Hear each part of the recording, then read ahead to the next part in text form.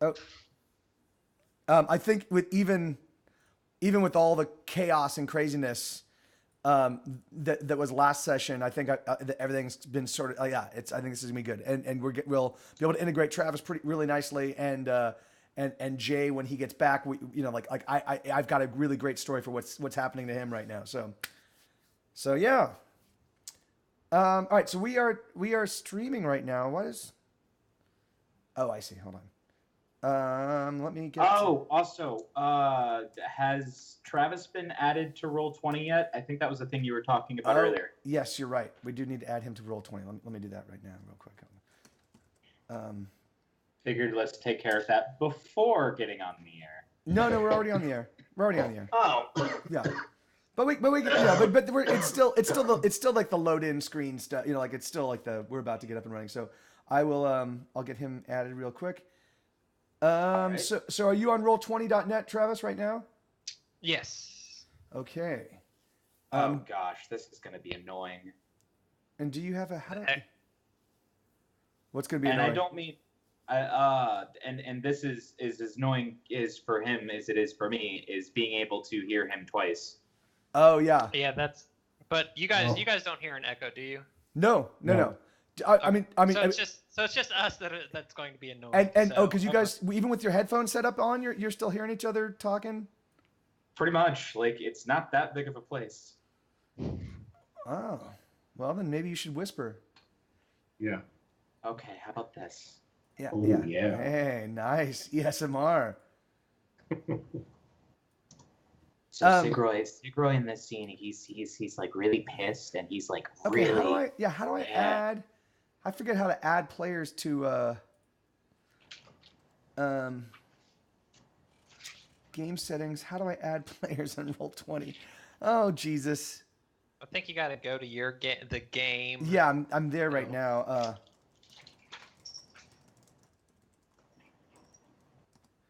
Add a new player. Here it is. I sent the player the link. Okay, so I need to send you the link, which means I need to find the link.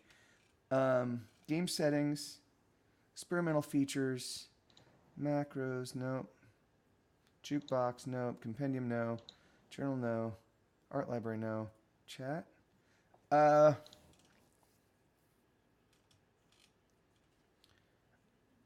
For some reason, I'm not seeing Mike's video. That's because he doesn't give it to us. Yeah, I'm sending it directly to Twitch. Yeah, he's the only one that we don't see because he can't. Computers are weird. They don't let you use a camera for multiple things at once, which is crazy. Why? Yeah, why would they not? It's just a signal, but apparently they don't. Oh yeah, OBS. Who just dropped? Right. Jeff did. Where is my OBS is greedy, and so it takes Mike's thing. Maybe I need to leave this. Let me. So there's that. Post new topic. Okay? So content. No. Where's the fucking? How do I? So there's the Cormedy game. How the fuck do I find the link?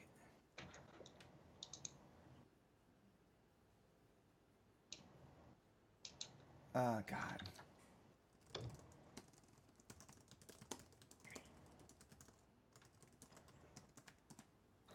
Oh, I should roll. Okay, roll.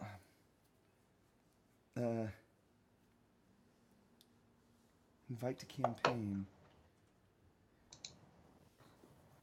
And going to your chat panel, you have to mouse over the green text in the chat log to copy and paste your unique link. Okay, so like why would I don't understand? Why would you just not have a hey, here's the link, thing right? Why would you make it this arcane? So I got to go find some green text. Probably coming from a developer standpoint. Oh, there we go. I see. They didn't think they'd need to do this, and then so they had to add it in after the fact. And since they probably don't have any major competition, they can stand on their laurels and not make a really good interface. Yeah. There you go. It's right there. It's in the chat for you, Travis. And then all right. And then what happened to Matt? I mean, what happened to Jeff? Oh, good question. What chat is that? The Skype chat. Skype. This chat, the one Yeah, that's the literally only- above what you just said. The only one, yeah, the one that I just that you just. Respond to. Unfortunately, I don't see it. There's a button now. The one you just typed in it. So if you just scroll up, you should see it right there. No, I don't see it. Take a look. All right, stay there. I'm gonna do this again. There you go. Did you get that response? Nope. Okay.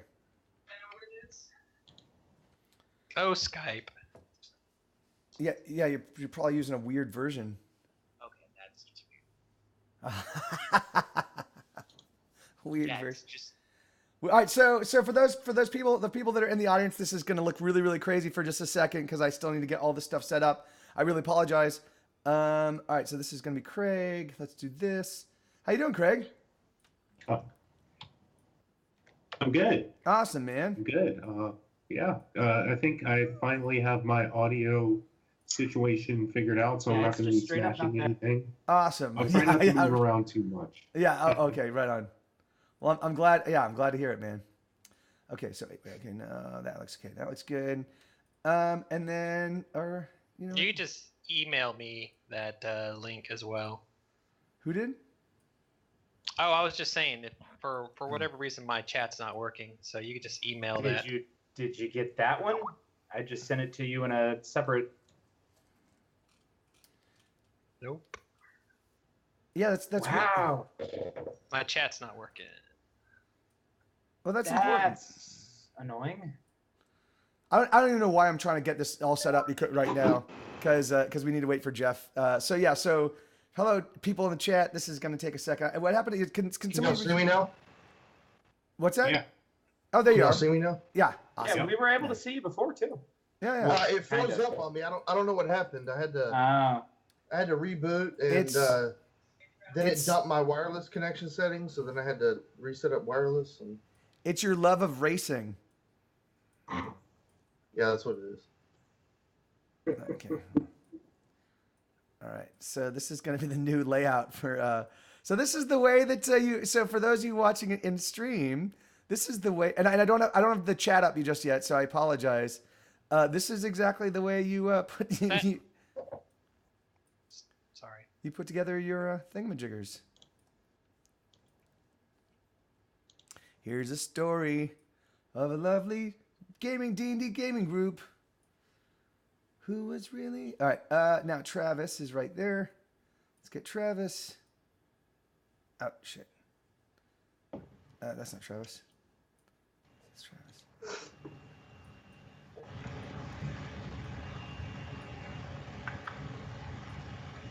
All right.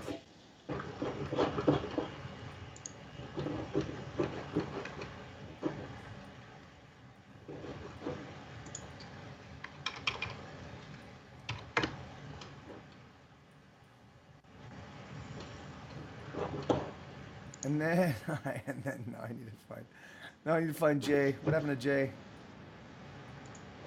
There he is. All right.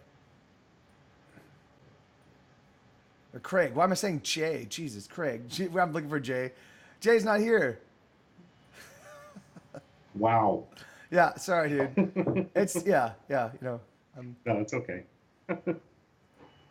Okay. So how am I gonna? All right, so I'm gonna put this. Order this. Move up. And then move that down. So there. Okay.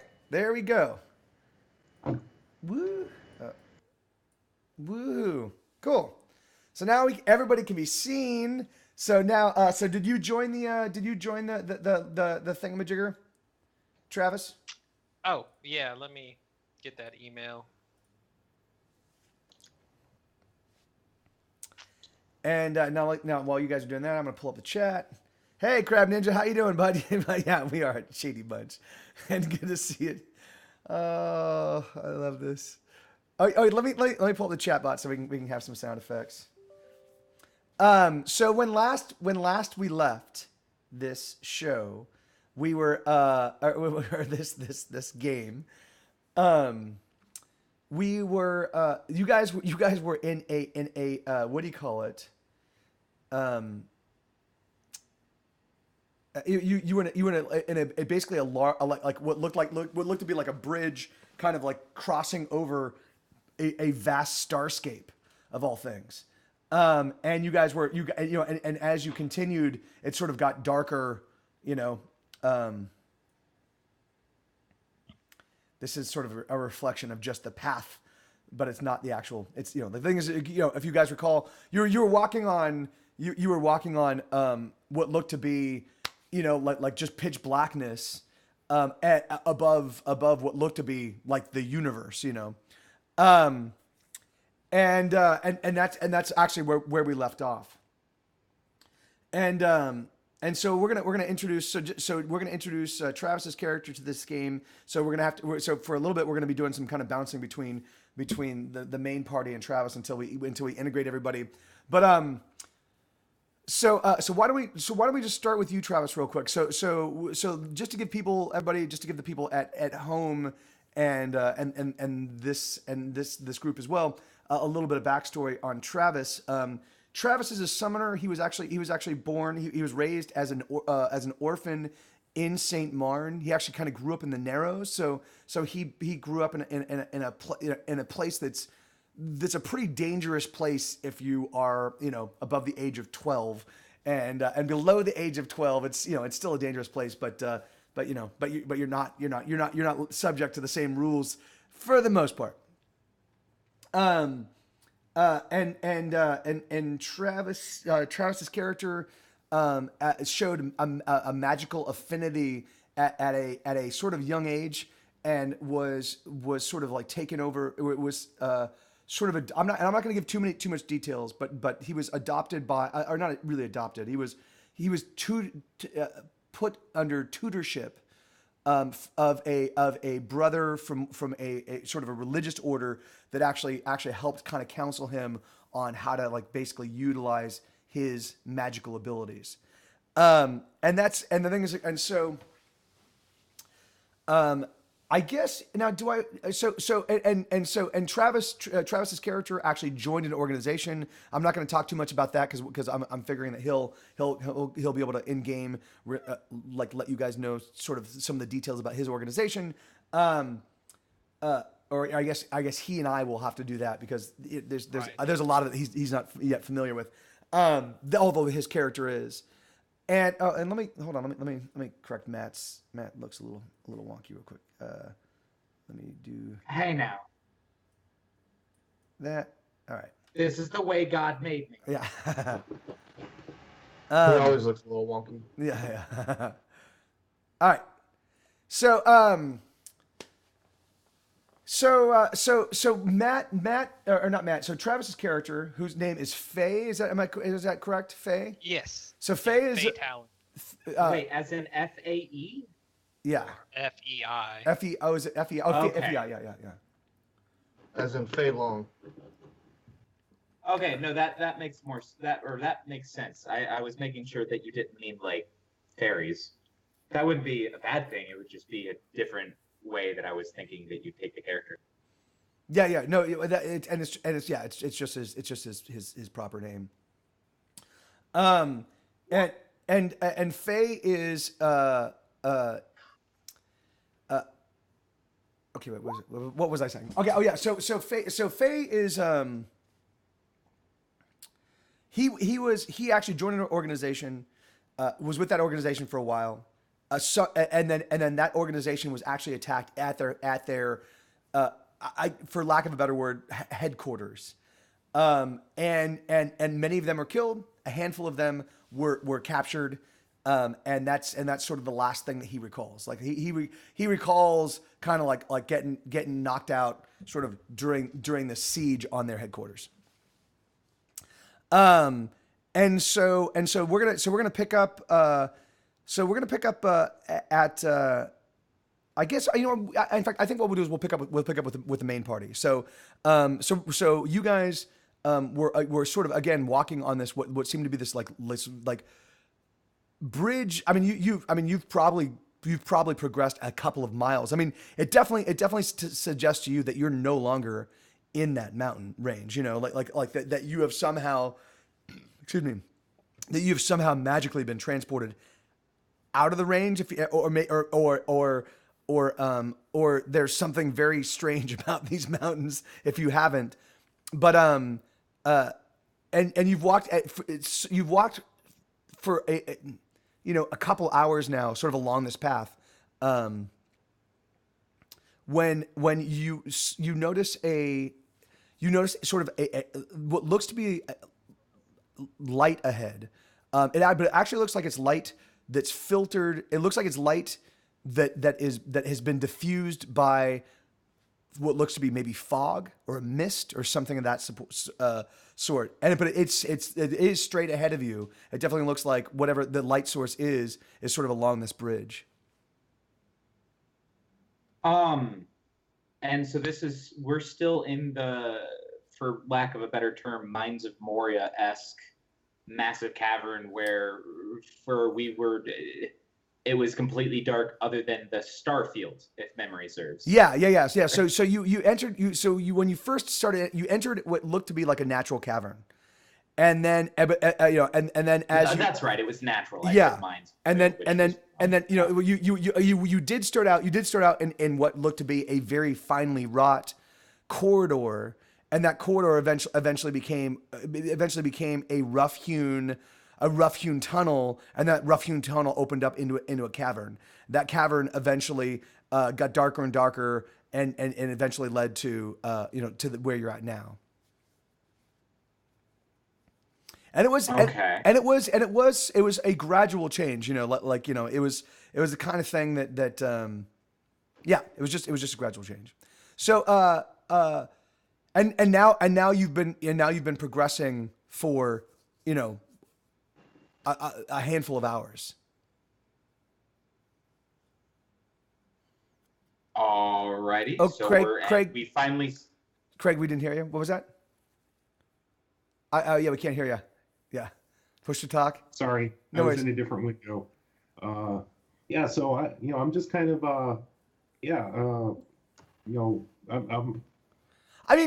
So first off, William Cuddy has always been kind of in awe at just the stars, even after being at sea. Are we all? At night? Aren't we all in awe like at that, stars? so- What's that? I said, aren't we all in awe of stars? Like every time I see J-Lo or, J Law. Oh, no, Yeah, it depends. It depends on the star. No, I don't Let's give a be shit honest. about the stars. It depends on the star. Because let's be Yeah, honest. and I hang out, and I did forget to ScarJo. say, I did forget to mention, it actually is a field, like a completely black Like we field see- with we just see nothing stars, but like, with we nothing see but movie like stars B, taking up- C, like B, C, and D list celebrities. Yeah, and so that's so. So Yeah. you're telling me Wait, that is Hold on. Bruce Campbell hanging up? Yeah. I was about to say, it depends on which genre, because there are like some B and C list like sci-fi stars, like Bruce Campbell would be a really good one, that I would put more awe into than say, a Brad Pitt or whoever. Yeah. Insert random person here. I Can we remember see the Brian first time I Brushwood? met Brian Brushwood, I almost shit myself. Yeah. And that's like, Can we see Brian Brushwood hanging up? yeah. He is. Yeah, he certainly is amongst this pantheon. No. So, but all right. So that was the thing. That was the thing that that was the thing that I don't think you got like. So because you guys kind of took this all in stride in a very like as you guys were kind of I'm like, okay, so it starts getting darker and then you start noticing pinpricks and then eventually as you kind of wander out, I'm like, yeah, you're kind of walking in space. Like I thought that was going to get a little bit more of like it was going to elicit some sort of like more like, what the fuck are we doing reaction, like you guys just sort of like, Well, we kind of stopped for a second and like questioned whether we were still moving forward or whatever. Yeah, I think yeah, we yeah. stopped for a moment. I think I tried to step off the path, like not fully, but like I stuck my foot out and like put my weight down on it slowly to see if there was any. And like I think you said there was no path except what we were on. Like yeah. There's you can't. I mean, yeah. There's nothing. Yeah, I mean, you can't. It literally feels like you're on a bridge that is through nowhere, going to nowhere, just going through space. That's definitely what it feels like. So things, yeah. So that to me, that's what I was kind of getting at. Like, that to me, William Cuddy would kind of be like, like, oh my God, like, wow. So kind of shuffling forward a little bit, Yeah. like, Well, and also I was going to say, why don't you make because you probably have some, and if you don't have a seafaring skill, you should have some sort of, because you've spent so much time on the ocean. I would think that you at least have a passing fair understanding of constellations and things of that nature. Yeah. So I have a profession : sailor, like the sailor profession. Perfect. That's it. Yeah. Then go ahead, go ahead and roll against that. Is there an attribute for that? It's associated with wisdom. But do you have any? Looks like Do you have any points in it? I have 2 points in it. Okay. Cool. Okay. Yeah. No, and that's great. You got a 15. So that's perfect. Because the DC was 15. So you looking at like the thing is like as you guys are walking, as you guys are kind of venture, like you're walking for some significant amount of time. You notice Craig, that you don't recognize any constellations at all, but you also notice that as you move, the constellations that you do see are moving at a rate that where it's like every 100 yards you guys are going 20 or 30 miles. 40 or 50. It's like the movement of the constellations is such that like it seems to suggest that you guys are moving dramatically faster than you actually are. Yeah, and that would really freak me out because on a ship at sea, even at a very fast speed, like the constellations don't appear to move. They only appear to move with time. They don't really appear to move with over the course of a night, for example. They don't move that much based on how far you've gone. So that would really freak me out. Yeah. And I say, guys, like something weird's going on here. Yeah, If these are actual stars, then real constellations and stuff. Like we are like. There's something that I cannot explain what is going on here. Now, when we look down at our feet, the path we're on, do we see stars below us? No, that's the thing. So there's a band of black. So you're completely surrounded by stars, but there's a band of black that you're walking on. I mean, that's like a few degrees off of below us. Yes. You see stars. We see stars all the way up and around, until we get to the other side, and then it stops. Yes, below us. yeah. It's sort of like walking through a really amazing like Disneyland ride. Like really really well done. Where you're like, wow, we're walking through the universe. Now, like you can see, but the thing is, there's nothing to illuminate the path. The only way, and that's why you guys have not been able to like really move very quickly along it, is because the only thing that denotes where it's at is that it's just the only part, like the only band of no stars ahead of you. Now, you like William Cuddy, you tried to like just recognize constellations, or did you try to determine our location? I just tried to. The first part is just recognizing constellations. Okay. Because I was going to say, I don't know how skilled you are, but I don't know if like constellations you could recognize might help you determine where we might actually be, if that would help or something. Yeah,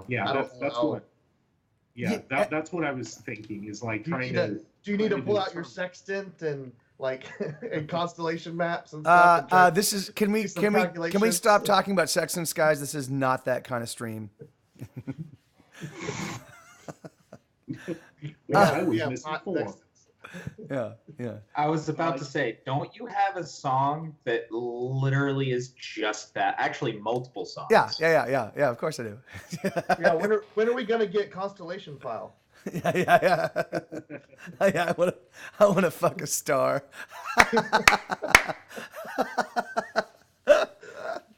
Let's do it. Let's start writing it. Yeah. So I'm trying to determine if I can recognize any constellations, and then based off of the maritime, knowledge, using that to kind of determine where we might be. Yeah, like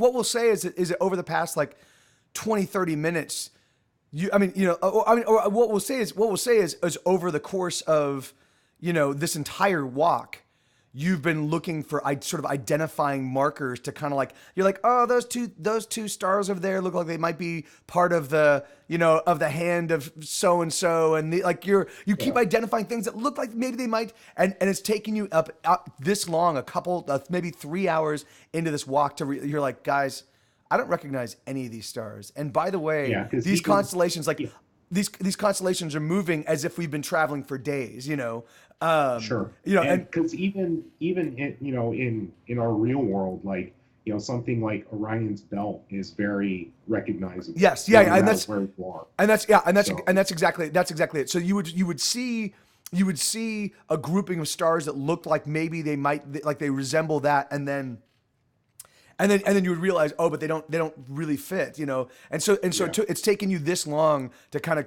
come to terms with the fact that, like, shit, this is not. This is not. We're not in Kansas anymore. Yeah. Or we're not in Cormandy anymore. Yeah, you're not. Yeah, you're not anywhere near Cormandy. Yeah. And so guys, we're way outside of what I know about. And that doesn't necessarily mean that we're have actually traveled that far. It just means that according to these constellations, well, that's weird. Okay, so it. No, okay, I see where you're coming from.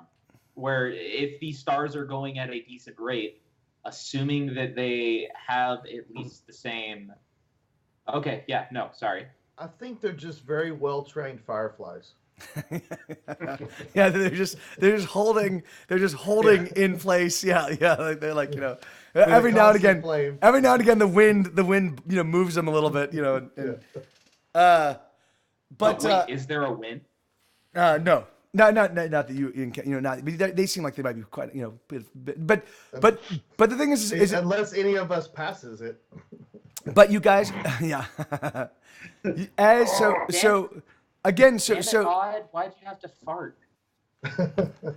So now you guys notice that you're coming up on in the distance, and again, because distance is really difficult to judge. It's tough for you to really kind of determine exactly how far ahead it is, but it looks like there's a light source.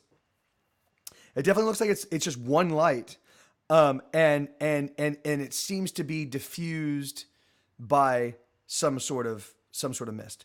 Now, right for this moment, Jay is still with you. Of course, he's not, because he can't contribute anything verbally because he's not here. Oh, I thought he jumped off the side of the bridge or something. No, yeah. Didn't you cast silence on him, Matt? Sigfroy? I thought you cast silence on him. Let's say that, and that way I can claim later on that I have a good reason to have the spell silence. Yeah. And that's and the last, that's Jay. In fact, actually. What Jay fell off the side. No. What I'll say is Jay, as you guys, he was his normal, or Odd was his normal odd self as you guys were kind of wandering around. But over the past maybe hour and a half, maybe about an hour and a half ago, he kind of got really quiet, and then maybe about 30, 40 minutes ago, well, actually, why don't you guys make a perception check?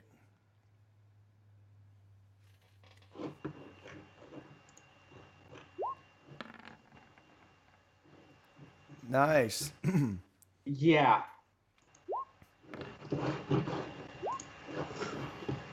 I'm not going to bother to tell you my additions because I'm pretty sure the nat 20 should get it. Yeah, it did. So and then Erlos. Okay, but all right, so William Cuddy, you actually know, you actually hear Odd. He's whispering something very quietly. Like Is he kind of mumbling to yeah. himself? He is Under his breath. he is kind of mumbling to himself. But Matt, you actually hear him. He's speaking in what sounds like maybe Elvish, maybe but which he speaks. He definitely does speak Elvish. But and you don't speak Elvish, do you? I don't believe so. Okay. Well, yeah. I mean, it should be on your character sheet, but right. I'm just forgetful, and I'm pulling it up. Yeah.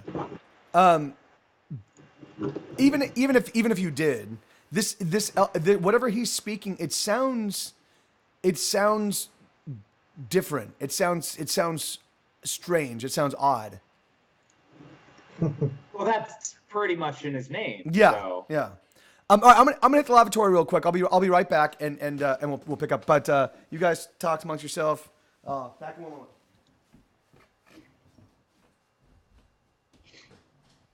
moment. Where the hell are my languages? They're not where they're supposed to be. I don't even have mine filled out. Is there a special languages block in the sheet? Because I see like linguistics. In Roll20, it's on core. Right underneath your name. Okay. It's got weight, eyes, hair, color, skin. Oh yeah. Land, occupation, vision, and languages. Yeah, I only speak common. I didn't write mine in. You're a basic bitch. I'm a basic bitch. What can I say? I mean, we kind of knew that already, I think. I don't know. You're the only one that I've ever seen that has a gun. Well, yeah, I guess that's fair. Basic bitches always got to carry guns. Well, then I guess basic bitches are kind of rare in this universe.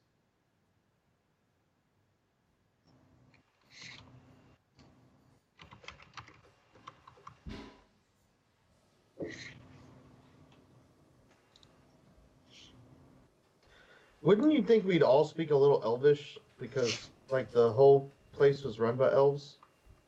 I mean, So but again, it'd be like not knowing any Latin, back in the medieval period, like.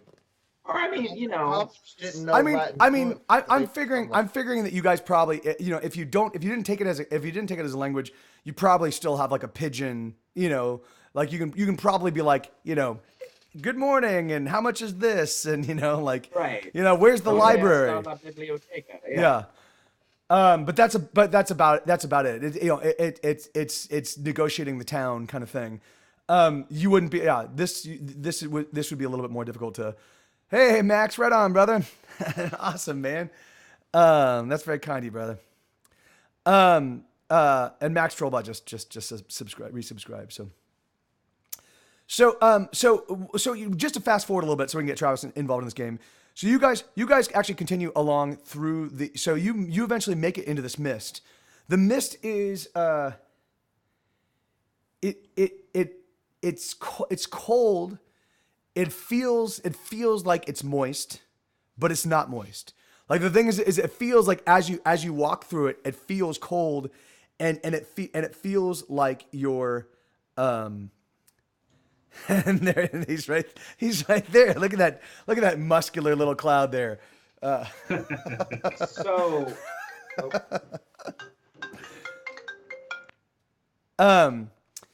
Jello is the first thing that comes to mind because it kind of feels like it's moist, but it's not really all. Yes, yeah.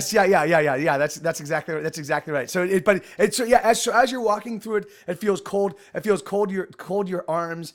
And it feels like you're getting wet even on your face. But the thing is if you try wiping it off or something, there's nothing there, And you guys basically continue through this for maybe another 40 yards, and you find at the end of this path, this completely and even there's a light hanging. It's like mounted on nothing, what you're walking on. It's a light mounted on nothing, and there is what looks to be like a looking. It's mirror shaped, but it's like a looking glass. It's not a mirror, so it's like a glass. It's like a window rather. It's like a window, and so you guys walk up to it, and you are. Well, wait, so who's it's like a window suspended in the middle of the universe. Yeah. Just okay. in the middle of space. So you basically walked along. We're in the dark side cave on the island where Ray found Luke. Yeah.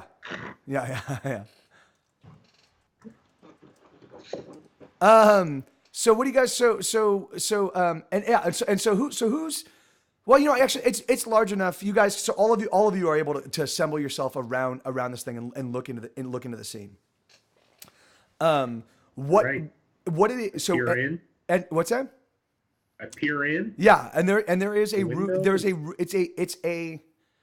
It's a stone room. It's pretty sizable. It's maybe the size of like It's like the size of like a large classroom, like a large college classroom. So maybe 200 feet by 200 feet. It's a pretty sizable space. Okay. There is there's not a lot of light. The only light that there is actually there are 4 orbs just kind of hanging, suspended, sort of like that make what amounts to a square around above and sort of on the outside of what looks to be like an altar. On this altar there is actually, it looks to be an orc, and the orc has been stripped down to he has some pants on, but he's actually been shackled to this altar. He definitely seems to be in pain, or he's screaming something. He's definitely reacting in a very like wild and angry fashion, but you can't hear anything that he's saying. So around him, there's a woman, as she's a human woman. She's a female woman. She's one of those really rare female women that you hear about every now and again. Yeah. She is a female. She's of the female gender, but she also identifies as female. So that's because this is a very progressive. It's a very she's progressive a cisgender female. Yeah. We don't make judgments. If she wants to be a male identifying female, good on her. But this is a female. And so there's a woman, an adult human woman, kind of like over him, and she's basically holding. You can't really make out what it is. It's dark. It has a little glow about it, a little red glow, and she's just kind of holding it over him, and this orc is like, who's been strapped down, is like buckling and writhing like he's in pain. Surrounding this this altar, kind of it looks at sort of like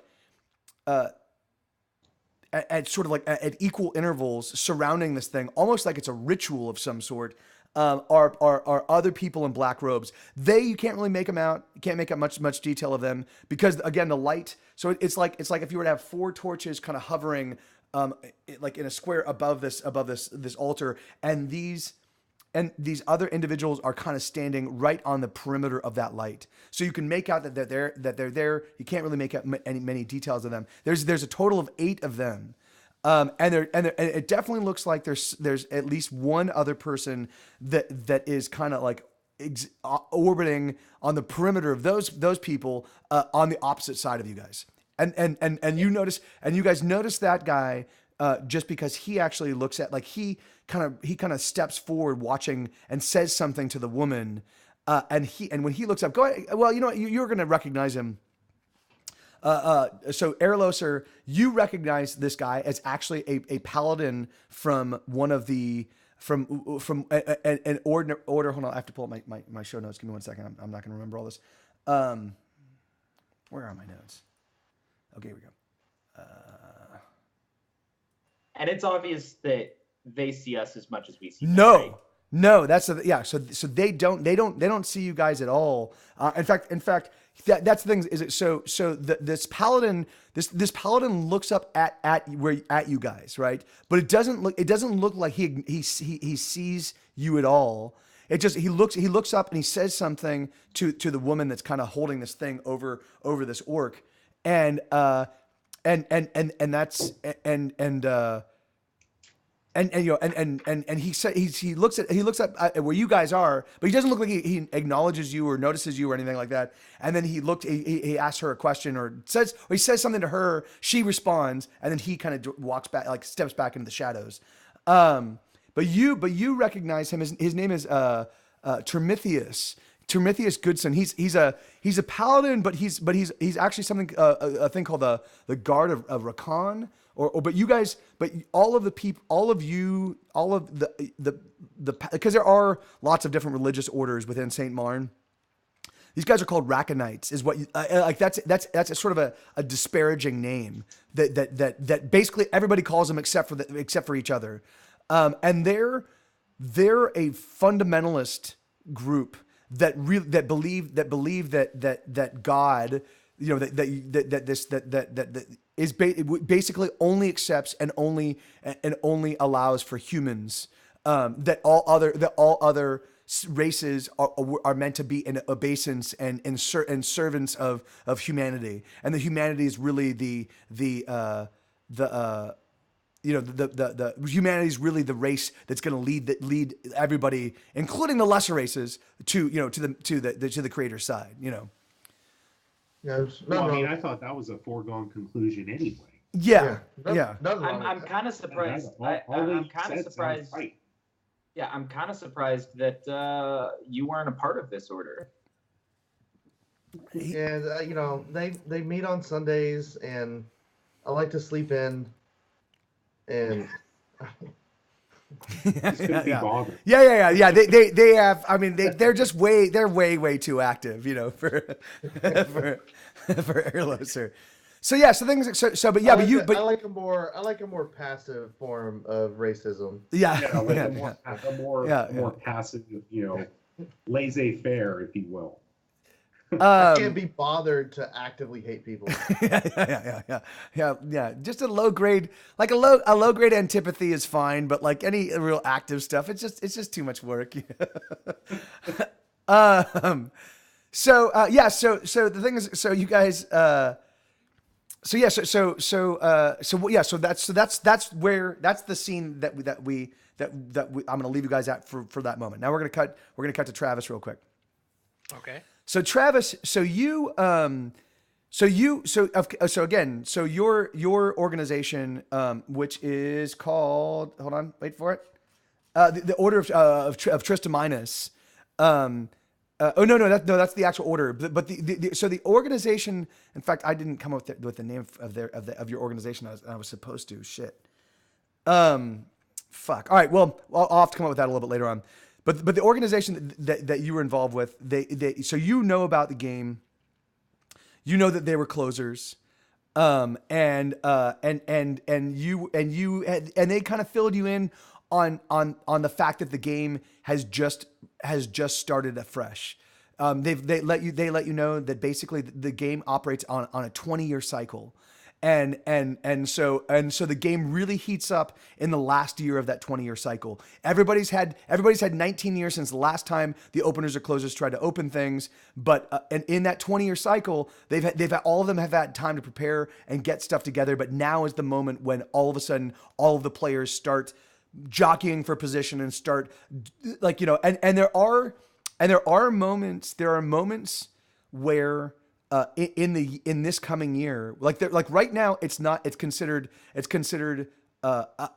like a game foul to actually kill other competitors. So the fact that and in fact Brother Jost when they were attacking you guys, he was saying, like, you remember him screaming stuff like that. He was saying he's like you're doing this. He's like this is too soon. This is too soon. You're ruining you're not going to get anything from this. You're not going to get anything from this, And so he was saying those kinds of things while this kind of like assault was going on. You however didn't recognize.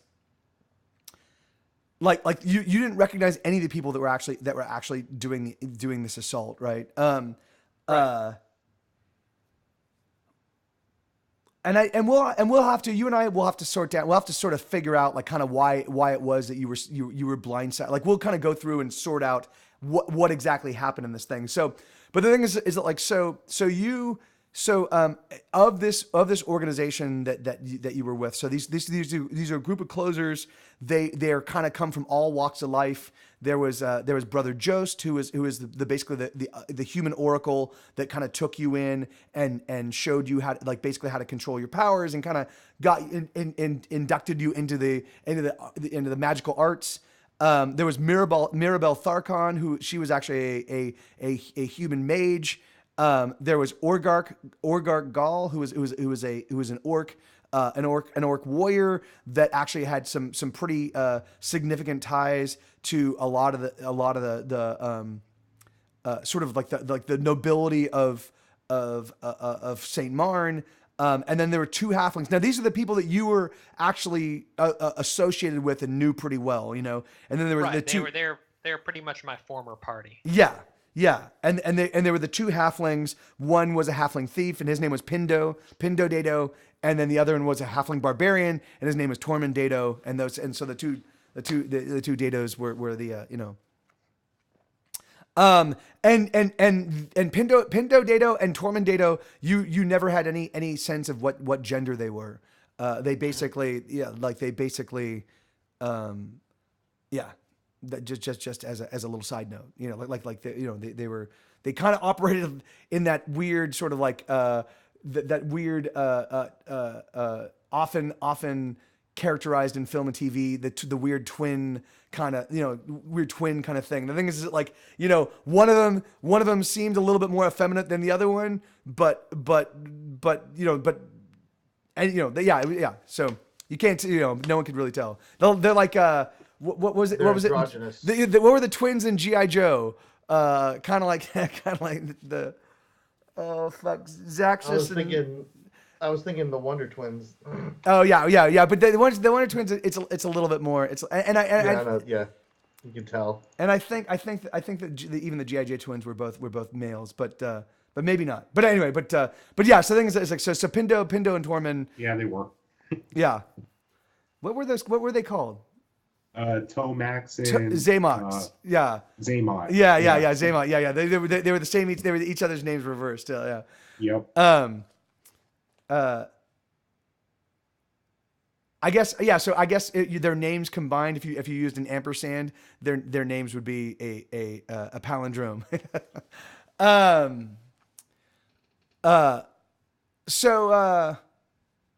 Yeah. So you awake in what looks to be a cell.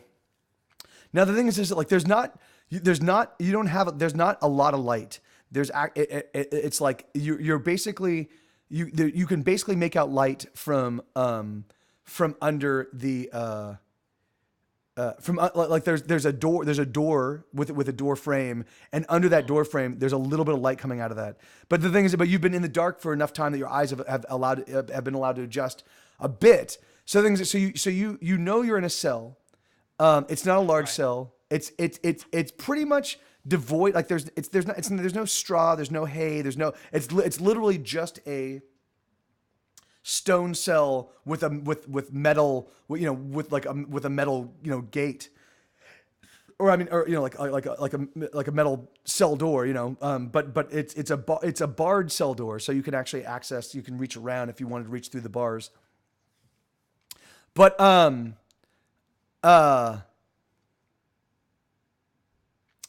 yeah, and that's sort of where you're at right now. Okay, well, I'm gonna try and actually summon my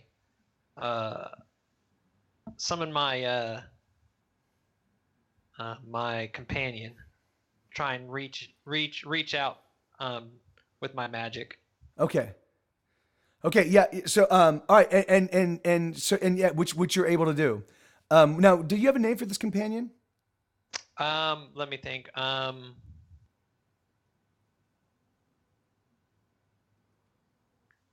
His name's going to be his name. No, his name's Big B. Big B. Okay, cool.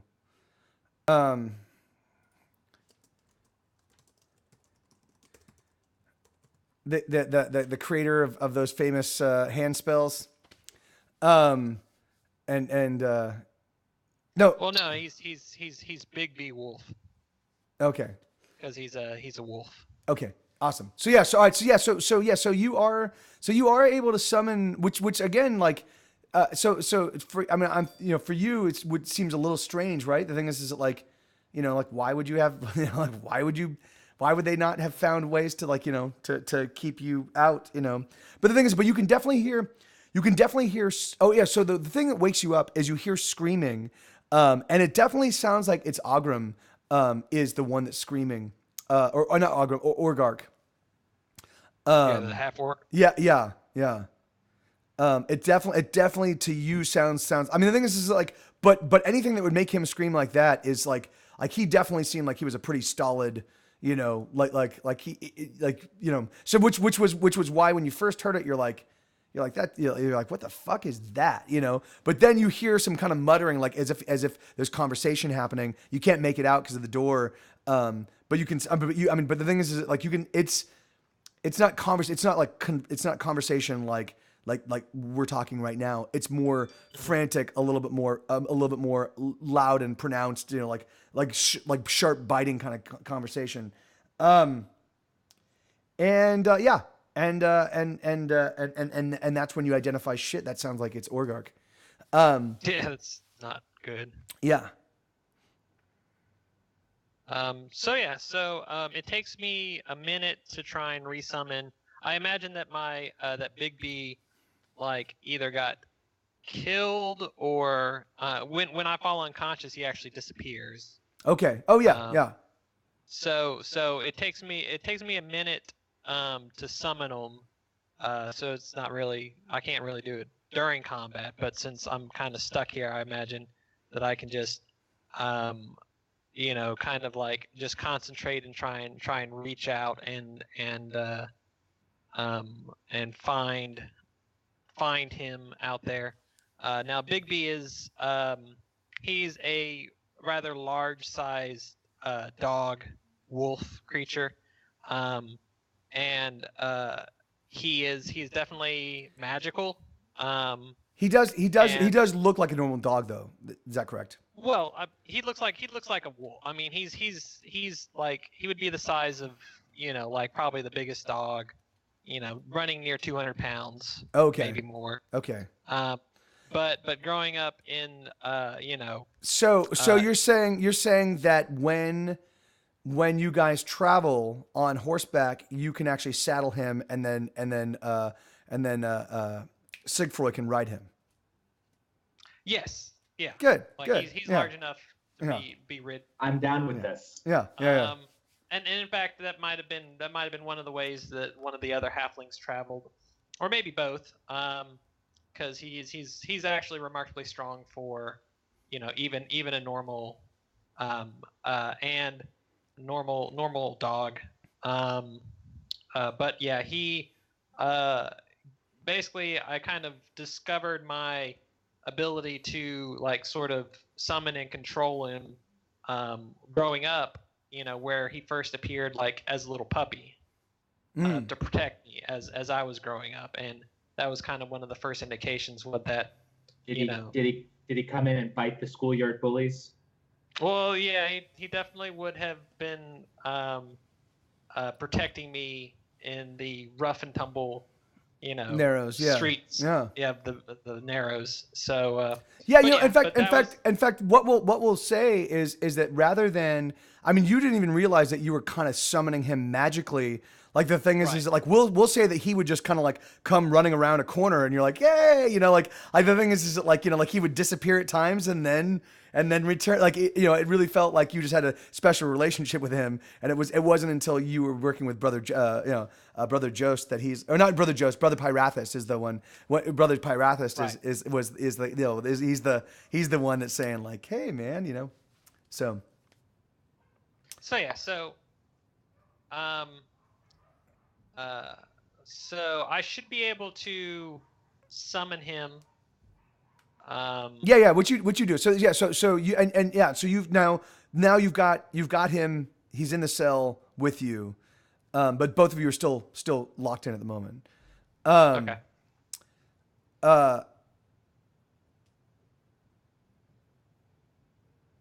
Okay. So we're gonna cut back to you guys. Right, for just a second. So you guys are watching this conversation happening. Well, hold on. I think we need to establish something real quick. Okay, what's that? Which is when we're going back and forth between us, what kind of transition is it? Is it a Star Wars side wipe? Is it like? It's like an Star wipe. It's like an Ultima 4 like little statically kind of like, it's a really terrible old like game wipe, where and then well, if it's an old game wipe, is there a load screen? And if so, does it have like the little witticisms that the modern day load screens have? No. Yeah, this one didn't have it. This one just said loading. Yeah, this one just said loading, and it didn't have anything that moved. And so this one you can never tell. You can never tell if the game is actually just frozen or if it's yeah. It's a pretty shitty. It has jokes at the bottom, like the one I put in chat. I'm gonna grab a beer real quick. Let me get this. So you guys are looking. No, that's what it says. It just says I'm gonna grab beer real quick. yeah. Get in a beer. So you guys are looking, and so the woman that's standing over the orc, like as she passes the whatever that she has over him. You notice that like wherever it is, it's kind of being like she's passing this thing over. That seems to be the area where he writhes the most, So it definitely seems like it's causing him a lot of pain. And then so she kind of keeps passing it over him, and he's freaking out and shrieking, and then at some point in time he stops moving.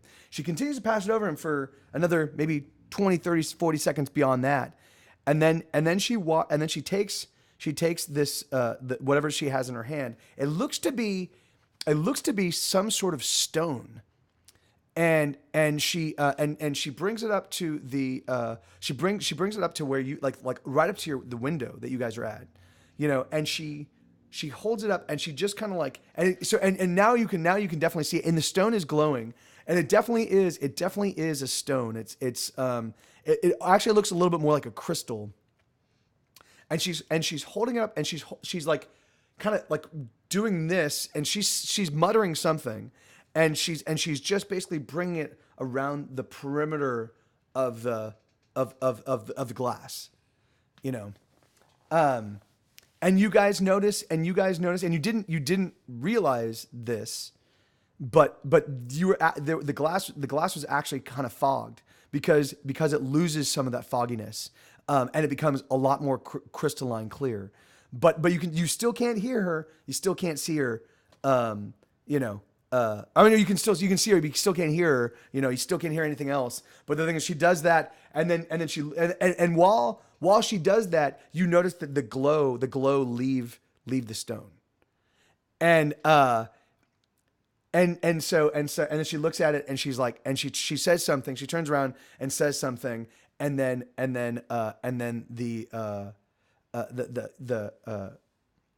the paladin, what's his name?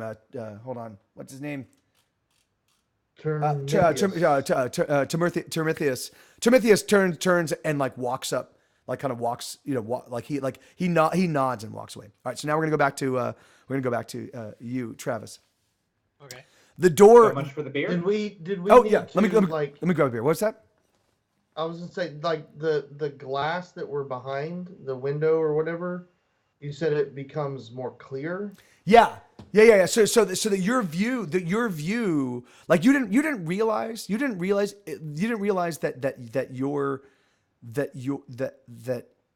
what, you know, when you first walked up and you looked on that scene, you're like, it literally felt like just a pane of glass, right? You didn't realize that it was a dirty pane of glass. Do we notice, like, do they see us? No. Or, no. Like, Yeah.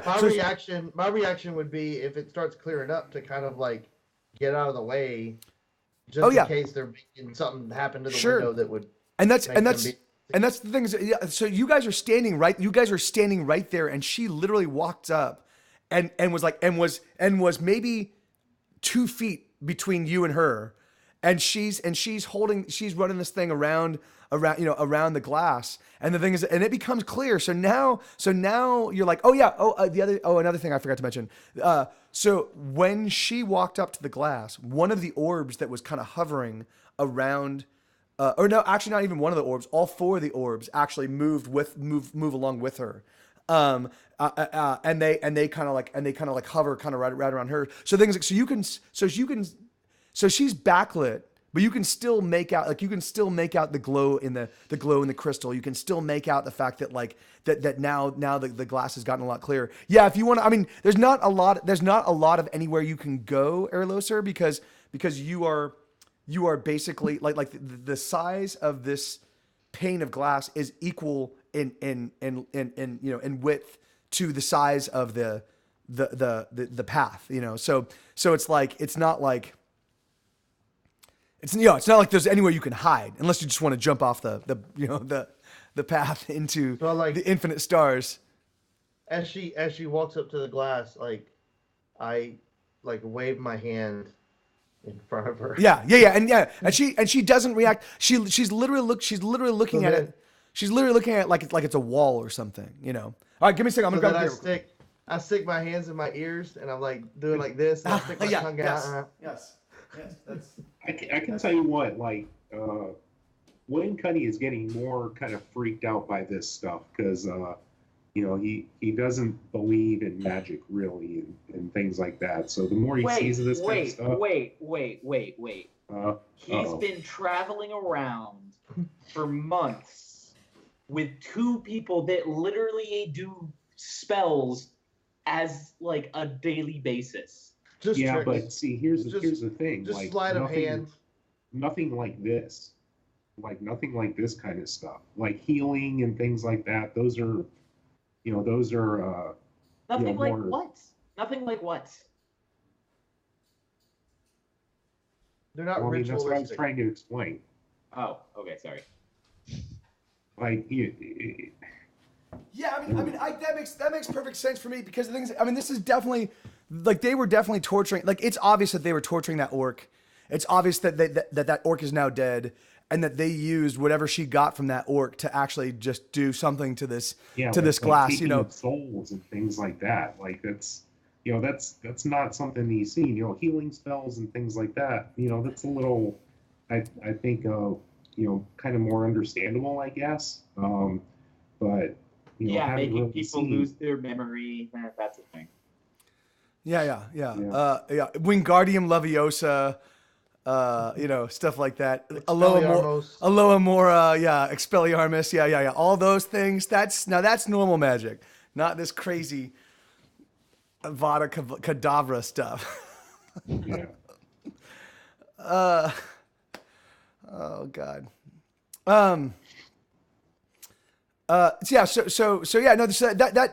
perspective makes perfect sense. So we're gonna cut to Travis. So Travis, so basically the door. So the door. So you notice the light recede, right?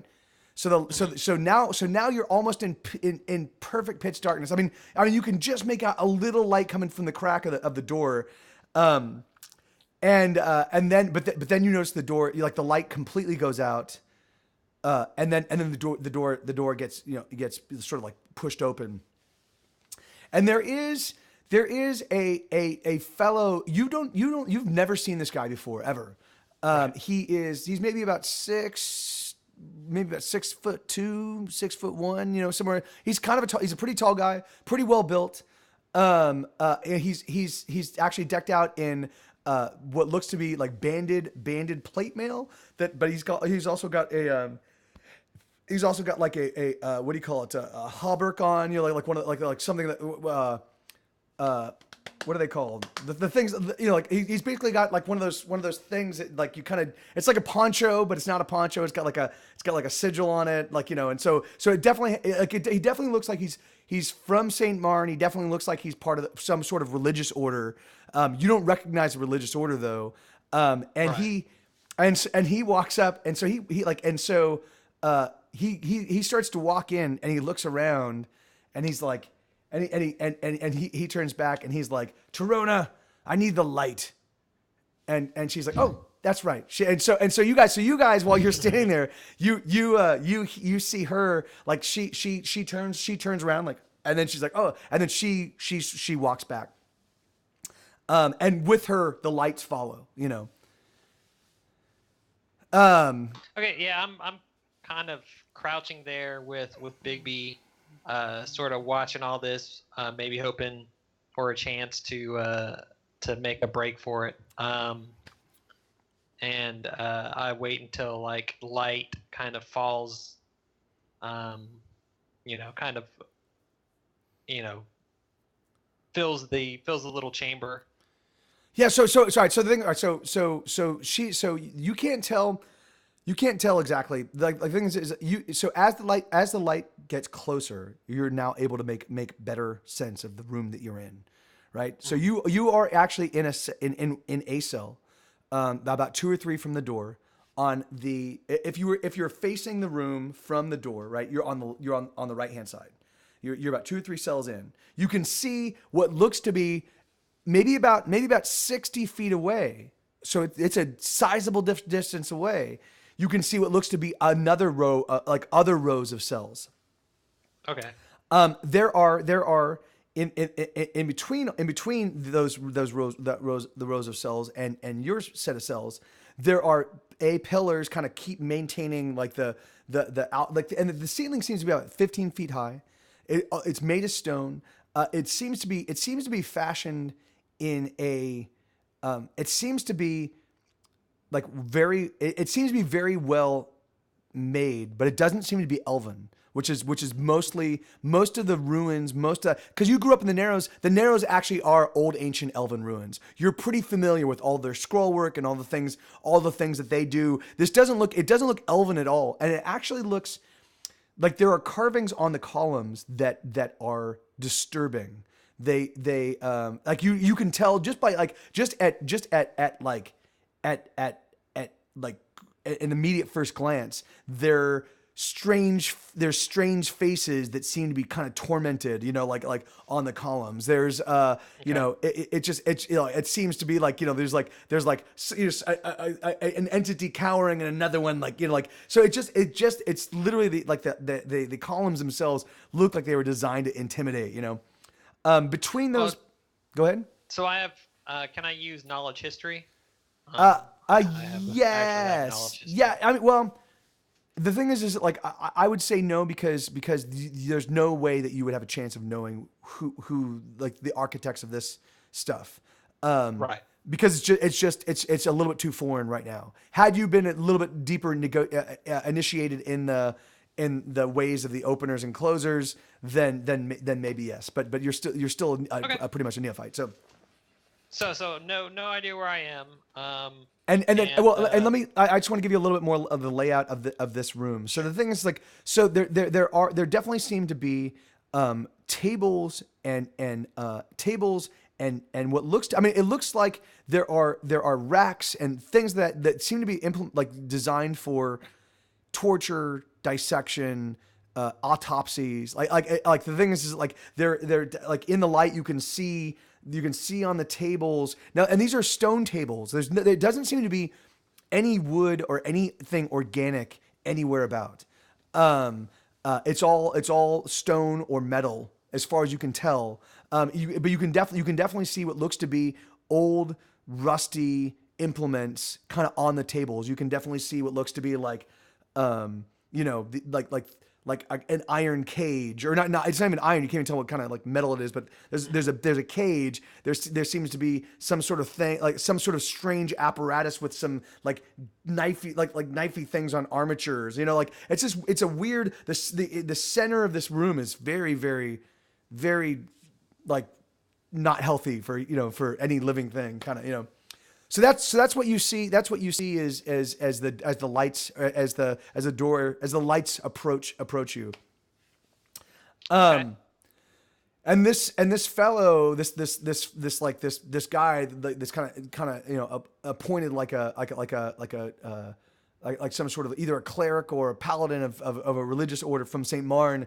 So now what is so I'm figuring that Bigby is visible, right? He can't turn invisible things. Okay. Yeah. No. Yeah, he's there growling now, as I'm obviously taking up kind of a defensive position behind him. Okay. Okay. So Termithius looks and smiles and goes, "Oh, where did you find this little fellow? Hey, buddy. Hey, little boy." Well, the thing is that you do know, and how Torona, get in here, and so the lights get brighter, and this woman walks up, and the lights actually enter like she walks in first, and then these four orbs of light kind of like follow her in, and she my Torona. Torona, hey T-Nox, how you doing, man? And right on, brother. Awesome, thank you, brother. T-Nox, or not T-Nox. Torona, so Torona walks up and then she looks and she's like, what? Go get the halfling. Bring the halfling in here. And so Termithius walks out and comes back in, and he's dragging Pindo, who's the thief, or it could actually be Tormund, but it looks more like Pindo. They usually dress kind of similarly as well. It's like it's one of them. Yeah. But you're fairly certain it's Pindo, and he or she seems to have been severely just tortured, and so he brings them in. And he's like, what is? And he's like literally. So Termithius like brings this little halfling in, and he's like, you fucking. He throws him down. He's like, why didn't you tell us about this? Where did the dog come from? And Pindo's like, he can summon him. And Torona's like, fuck, a summoner. Well, all right, well, we can deal with this. So what you're gonna do? Why? Termithius, why did you not fucking do your homework before? Like this happens every fucking time. Every single time there's some goddamn surprise from you. It's and he's like, hey, he's like, I sorry. And she's like, so there's two ways we can do this, right? You can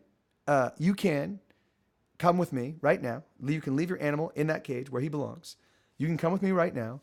And you have a chance of living, if you're able to actually charge up the blood key in a way that actually opens the door to the Chamber of Stars before you die, then you will live. Because the only reason I need you at all is just to open up the door to the Chamber of Stars. If, however, you don't, we will kill you where you're at. We will kill your dog where it stands, and we'll have to go find somebody else. So you could save yourself and us a lot of trouble if you just agree to come out and leave your dog in the cage where he belongs.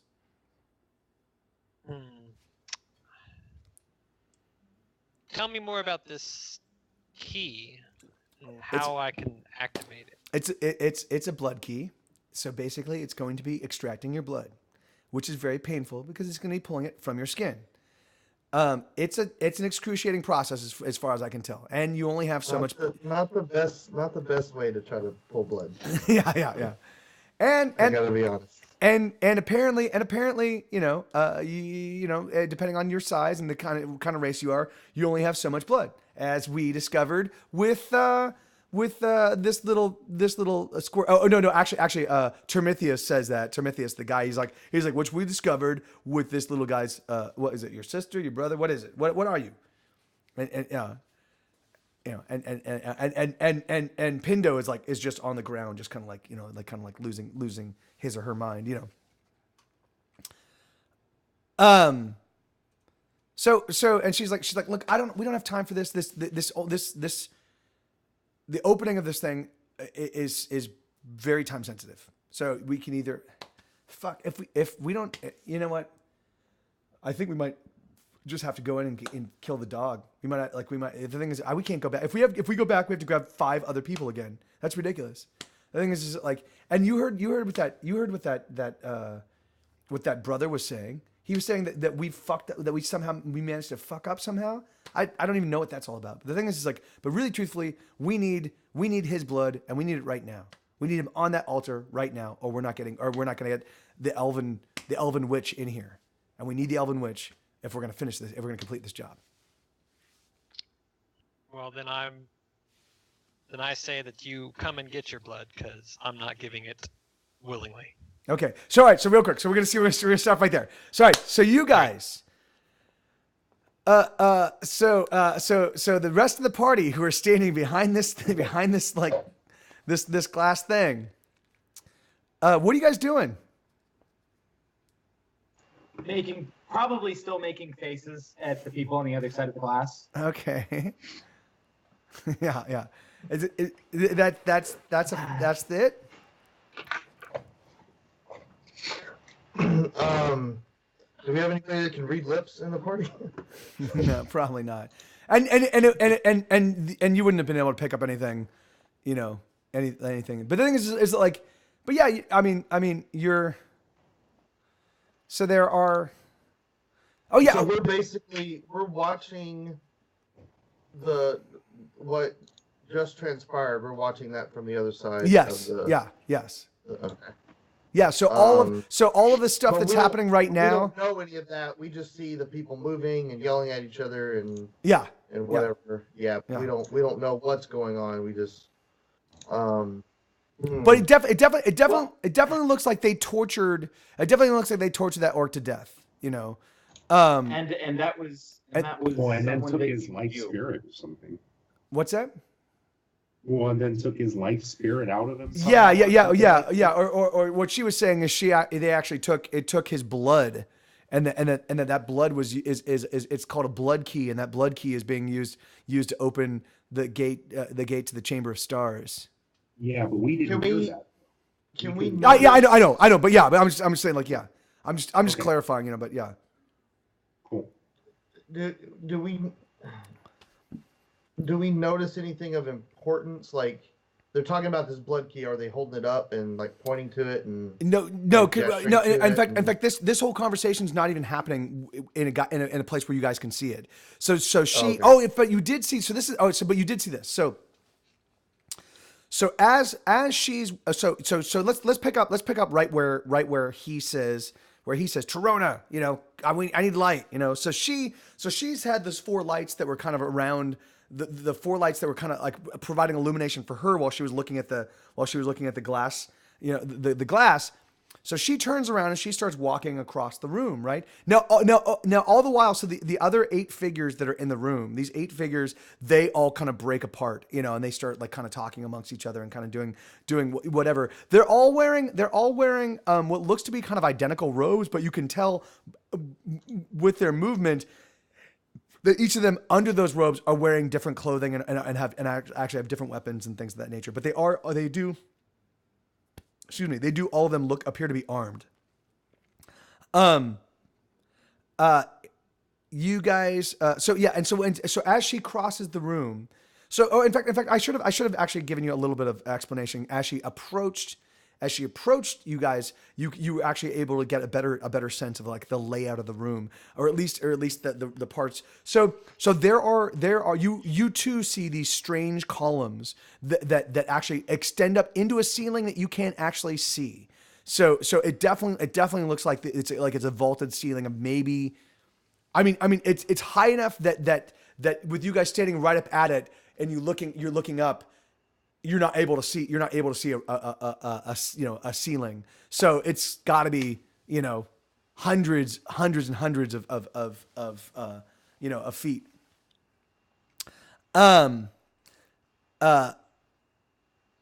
The room appears to be circular. Like you guys, when the lights kind of come closer, you can actually make out that, like, looking to the left and right, there does appear to be some curvature to this room, and then there definitely seems to be what seem to be like seats, like rows of seats, as if that what is normally done here is done in front of an audience.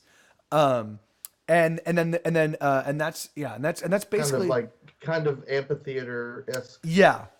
Like a small amphitheater. Yes. And then that's so that's all you see when she comes up to you guys. But the other thing that you notice, so she as she walks up here, she walks up some steps. So it definitely looks like this area that you guys are at, it's kind of like raised like a stage, and so she walks up some steps to actually get onto the platform that this glass is kind of situated on. So now, question. Yes. Do we see, like, is there anything on the stage other than what we see? No. Yeah. So it's completely bare. It's completely bare except for except for this where you guys are standing and whatever she. I mean it may not be the exact same shape. It may not be the exact same thing. But she was definitely tracing. She was definitely tracing the edges of the of the glass in the exact same shape that you guys see it from your side. So when she walks over to the other side, you guys can actually see a little, like, so so as she crosses over, you guys actually see on that wall are large reliefs that look very, very similar to the hallways that when you guys were coming down. And remember those, like, there were like these like strange, like, kind of like, it was like, broken, like these strange kind of like what do you call it? Kind of Cthulhuian like creatures with these like humanoid bodies, but with these like monstrous heads, like cracking open babies and like all this kind of like it's the same kind of thing. It's this like really kind of like disturbing imagery, these reliefs that just kind of cover that entire wall.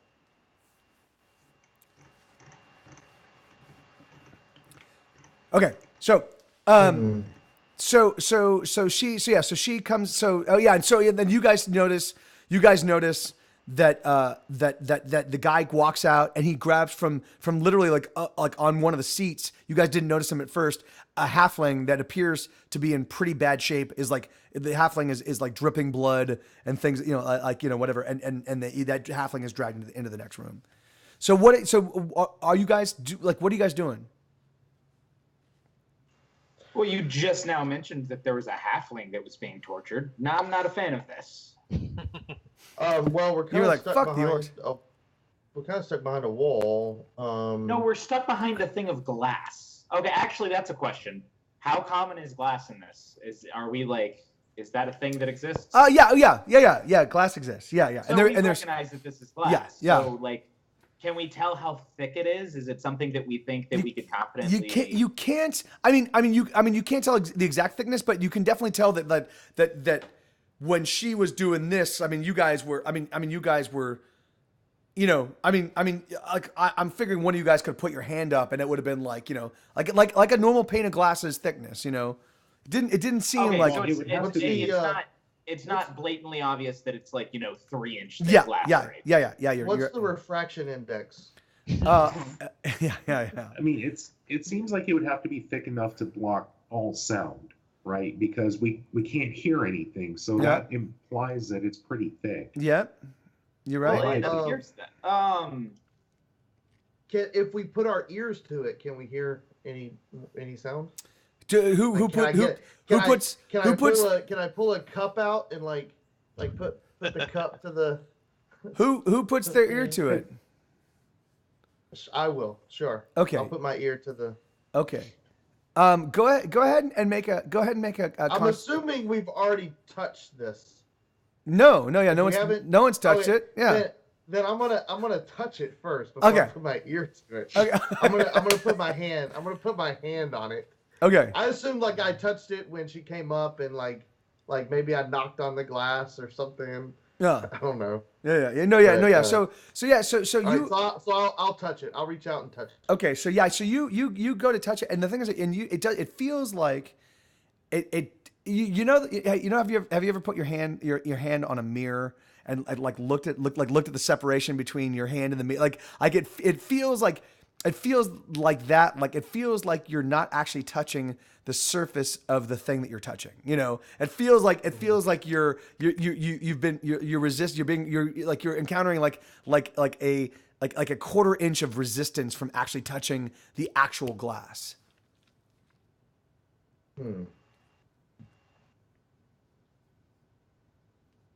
So it's like a barrier or something.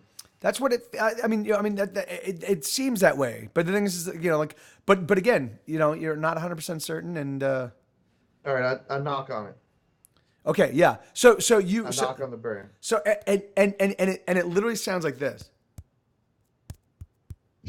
Like it doesn't sound like you're knocking on glass. It doesn't sound like you're knocking on metal.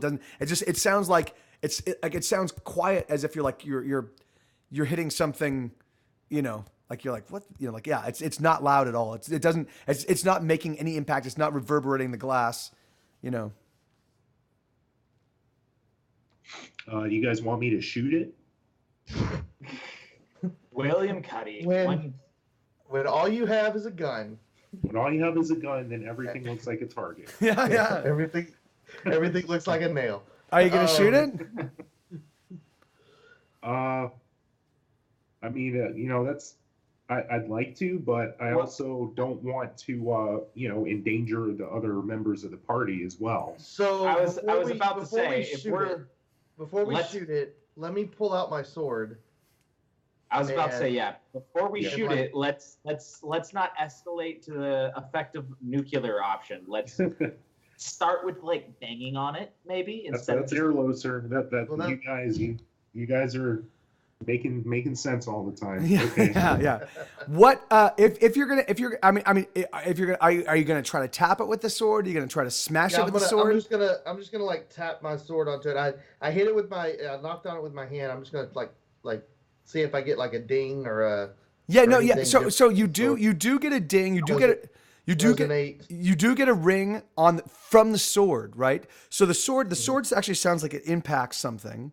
It actually clangs and rings, but you don't hear. But what it's actually it's like if you were to take a sword and if you were to smack a sword like on a mattress. If I hit a spoon on a glass, I would hear the clanging of the spoon and the ringing of the glass, but all I hear is the clanging of the spoon. Yeah. That's exactly right. Okay, this is weird enough that I cast detect magic on it. Something we probably should have done a little bit of. Okay. Yeah. And it is definitely magic. It is in 100% magic. Alrighty. Yeah, shooting the magic glass doesn't sound like the best idea. I kick it with my magic boots. Yeah, you do have magic boots. We still don't know what they do. Still don't know what they do, but yeah. Well, here's the problem: is I know that from information I shouldn't have, that the people on the other side are trying to get to the room that we're in. I wouldn't know that as my character, though. Well, So, no, here's that's the not thing. so. That's not so because hold on. This for my money would be pretty simple deduction, right? The thing is She came up and she rubbed something on the glass and it got clearer. yeah, and you also noticed the paladin who you recognize. He was looking up at the glass, as if he was anticipating something. Like he was talking to her urgently, and looking at the glass like there was some sort of expectation. So so the thing is that yeah. It's not that big of a deduction to say he's probably trying to get in to where we're at. Yeah. So I'm thinking that these people are not people that I really want to help. I don't know who they are. I don't know what side they're on. No, I mean you even do if know they're- you do know who one of them is.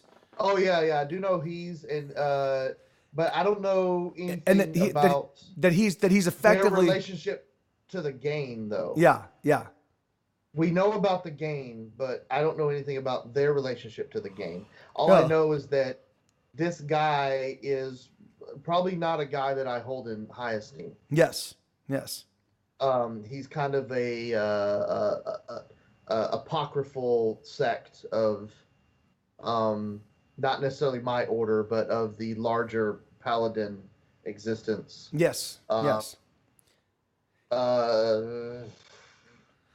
And he certainly does have you are 100% certain because you know this to be true about him in particular, but also his organization that they maintain some pretty extreme views regarding the faith, and that those extreme views do not allow for equanimity between humans and any other race. Yeah.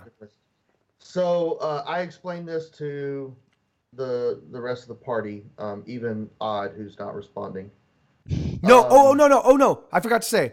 So hold on. I forgot to say. So while you guys were crossing through that mist, right? So the thing is so as you guys, so there was a moment where the mist became so intense that it was literally like you guys were walking through really, really hardcore fog, like really dense hardcore fog, right? And you guys are all kind of walking through it, and it's affecting your hearing like hardcore fog as well. So you can hear each other, but everything sounds muffled. But the thing is when you guys come out of that, on the other side you come out of that, there's the mirror. Odd is missing. Odd is gone. So you guys that was kind of something that is changes literally everything, because I don't know about everyone else, but Sigroy would be much more concerned about the fact that one of our party members is missing than anything going on the mirror. Yeah. So why don't we just do this? Why don't we say that conversation happened? You guys looked for him. You guys freaked out. You panicked. He's missing. The thing is maybe you think that maybe in our looking for him, we found this. Yeah. That maybe he fell off the. I mean, but you didn't.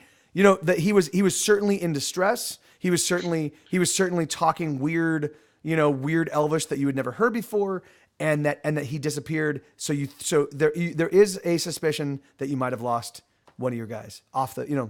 I mean, my thing would be the only place you could be would be off the off the thing. Oh no because or he could be on the other side. No, yeah. So that was the other thing. So you guys probably return. You probably 40 backflips. No, you probably went back looking for him, thinking oh maybe he went the other direction. So wait, we think he backflipped through the glass. We think that's how you get through the glass. Yeah, he did because backflip, he's gone, and we know he loves some backflip. Plausible. So we're all going to try to backflip into the glass. What? No, one thing that Mike was about to say that I'm actually kind of curious where he goes. So I'm fairly certain that you guys were probably shitty. Well, maybe he went back. So we're gonna speed up this whole, because I want to get Travis involved with you guys and get this whole thing. So we'll say that you guys turned around to walk back to see if you could go find and you go maybe about 100 yards. And suddenly you see that black stretch of bridge that you were walking on, it's it literally, you can literally see it end. You're like, oh shit. I mean, I'm figuring that you guys don't walk forward when you can now see stars, but the thing is that, yeah, it now only extends out maybe about 150 yards between the glass and. Is there any sand on the ground? Sand? No. or rocks or anything? No, there's nothing. Well, the thing is, like, it's not even ground. You don't know what you're standing on. It's just blackness. It's literally. I was gonna try to do an Oh, Indiana Jones. Yeah. In the Last Yeah. Crusade type of thing. Yeah. Like throw some sand across it, see if I can. Yeah. Like. Yeah. I mean, you could just tap. You could just get close to it and put your Maybe foot my out and sword, see if or sword your out, sword. like, Yeah. And if you do that, then you find that yes, Flying it walking is. sword. It is gone. There's nothing there. There's something. Whatever you came in on is no longer there. So I turn around and I'm like, looks like we're not in Cormandy anymore. Yeah, and it looks like Odd is no longer not in Cormandy, not in Cormandy with us. There's no place like Nome. Yeah. So what we'll do is we'll say that you guys are freaked out and maybe even a little grieving or whatever, but you discovered the glass, you saw all this stuff happening, you're like, fuck. Oh, you know what? The thing is that you can't really necessarily tell that it's a halfling that guy, like, it was definitely a small person, so it could actually be Odd. Oh, the game's afoot. All right, so let's jump back ahead. So we've done all this. We found the glass. We don't know where Odd is. We're concerned about our let's say friend, and Red.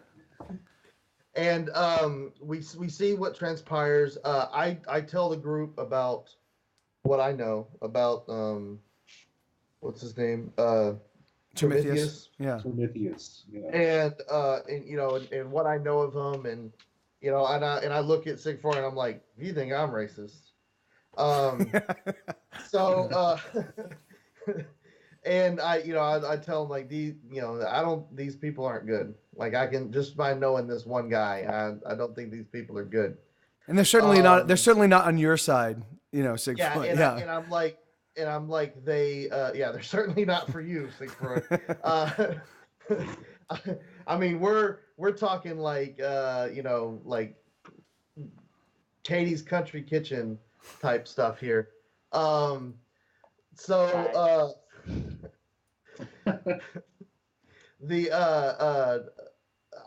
say, like, it looks like they're interested in this glass. From my perspective, it looks like they're trying to get through this to where we are right now. That tells me two things. One, we probably don't want them to do that. And two, where we are is important to them. Important question. I don't understand the Katie's Country Kitchen reference at all. That's okay.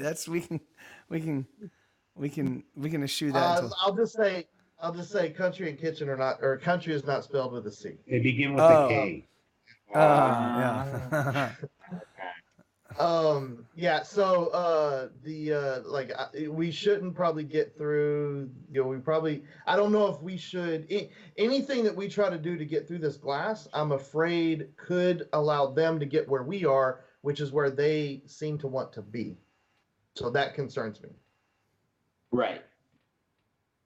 So yeah, I want to find Odd. I want to get over there. If he's over there somehow, if that's him, they're torturing. Sure, I want to stop that. But there's another question here of whether, if we do something to get through this, will that advance their cause? So, of course, another question is, are you? Because you guys are all trapped. Well, yeah. Well, okay, yeah, and also, yeah. The thing is and yeah, that health elf guy. I mean, I really don't trust that guy. Yeah. Well, and the thing is and really, my thing is I think you should find some way to consider, like, or find something. It's obvious that this game is sending you inside, right? The thing is, like, you can't go back. They can't go left or right. There's only one direction you can go. And that's probably where the story is heading. So you might want to focus on finding a way to get in there, and get that story moving. You could continue to equivocate outside. That's, if that's the kind of game you want to play, that's totally cool. You guys could. So you guys could. I brought a little child's toy with me on this adventure. I don't know if I mentioned that. It's like a little cup on the end of a stick Oh with yeah, a string attached to it and a little ball. Your high score is 106,495, and you're hoping to get to 96 right now. I sit down and I pull that out and I just start trying to get the ball in the cup. Yeah. See, I just pull out a deck of cards that doesn't look like a traditional playing deck of cards. It's a bit different. It has a very weird looking back that is not, and it's not 52. It actually looks like 60 cards. Oh, yeah. And I just look at Airloster and say, "Want to play a game?" And I'm like, and I say, standard, modern, or legacy. All right, so what are you guys doing? Trying to find a way. Yeah, we got to get through this glass. What if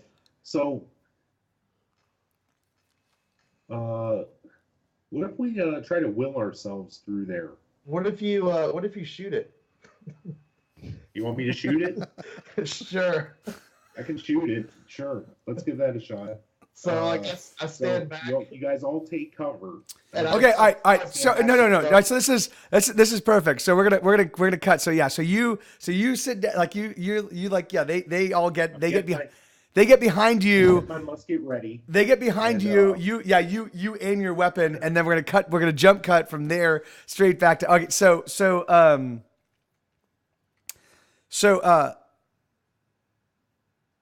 So Faye is with Termithius and Torona, and Pindo. I think Pindo is the name. It is Pindo. Yeah. And so she's like, look, Term, we don't have time. Like, we don't have time. Like she's probably out there waiting for us right now. Like, the thing is that we need to get her in here as quickly as possible. And so, for my, like, she's like, so we like the thing is if you need to fucking use up all eight of those fuck, like those assholes out there to get this guy out of there, like, that's fine. Like, right? That's why we hired them. They're expendable. Well, you use the expendables. And he's like, and Termithius is like, all right, I got it. I mean, I do have some history with these guys. She's like, she just looks at him like, are you fucking kidding me? And he's like, oh, all right, you're right. And he walks out. And he's like, all right, guys, you can hear him. So you can hear him in the back. He's like, all right, we got. So that, remember that, now how old is Faye? Faye would probably only be about 17 or 18. Okay, yeah, okay, that's right. That's okay, good. Yeah, so he's like, the kid. Like, yeah. You can't hear their replies, but he's like, the kid. Well, the kid, like, he's like, yeah, the kid is a summoner. I don't know what a summoner is, but the kid has a dog, has a wolf, it's a huge wolf in his cell with him, and we have to go through that wolf to get to him. So I know this whole job has been pretty easy and was a lot of fun when we were actually at that headquarters. I know it was a good time, and no one got hurt, and that's great. But I think this time around there might be some people that get hurt, but we have to get to that dog. So I'm gonna need you guys to figure out how that's gonna happen, but it has to happen right now,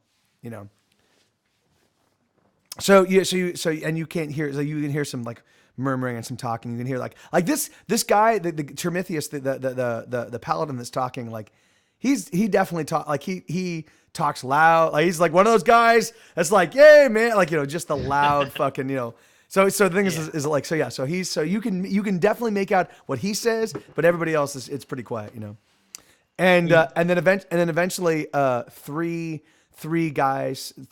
people. So three guys enter the area.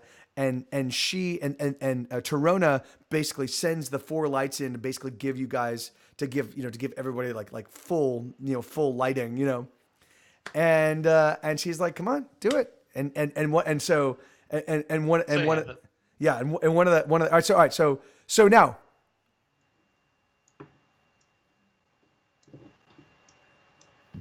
No, yeah. So yeah. So one of the guys walks up and he's like, look, dog, hey, and you, like, look, kid, we don't want to hurt you. We don't want to hurt your dog. All right. Thing is, but we do need you. We do need you. And so the thing is like this can go the easy way or the hard way, you know. And you don't want that. Look at that beautiful beast. You don't want that dog killed, right? So the thing is like, so why don't we just? He puts the key in the lock. He's like, why don't we just, you know, just teeth, you know. He turns. He's like, why don't we just keep this, you know, like, you know, nice and he unlocks it and he just jumps back. So all right. So what is the what do you have? So yeah. So I've got What do you have Big Beat do? Well, pretty much as soon as the door is unlocked, he's going to pounce and go after the first guy or whoever opened the door. Okay. All right. So what we're gonna so Bigby is growling. So Bigby's right there growling, and I mean this is like, you know, so Bigby's inside growling, and you know, and he's just about to like let the door swing back, and just as he jumps, there's a loud crash. There's a loud crack from the other room, and you hear motherfucker, you know, like you know, and a bullet comes sailing through, and the glass shatters, and you guys are able to pour in. So whenever. Nice. So I guess shooting it worked. Yeah. Hey, solves any problem, right? We'll have to wait for Matt. Well, you'll see. There were definitely consequences, but yeah, you'll see.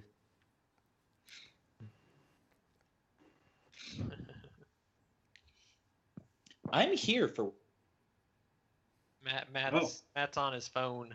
Oh, okay, great. Oh, great. I didn't realize that. Okay, great. Okay. So but we'll need you to roll and stuff like that. So the thing is that we might need to wait for you to get back. In fact, I'm gonna grab another beer while you guys are, you know, you guys talk amongst yourselves. I'm gonna hit the pisser and I'm gonna grab another beer. So I'll be back in just a second. Okay. Okay.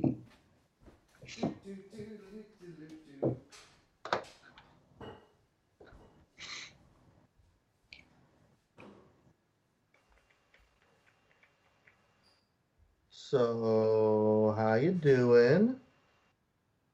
I'm doing pretty good. So Travis, so have you like been role playing for a long time, or? Oh yeah. Going on 20 years now, so. Oh, cool. Well, in case it's not obvious, this is the first time that I've really done like role playing like this. So, like, you know, I've done like video game RPGs and stuff. Oh yeah. I've never done like Dungeons and Dragons or you know, Pathfinder things. Though, I mean, I guess, you know, back in 7th and 8th grade and stuff, I played BattleTech and some Mech Warrior kind of stuff, but nothing like this. So I'm pretty I compared to you guys, I'm pretty new at this. So yeah, no.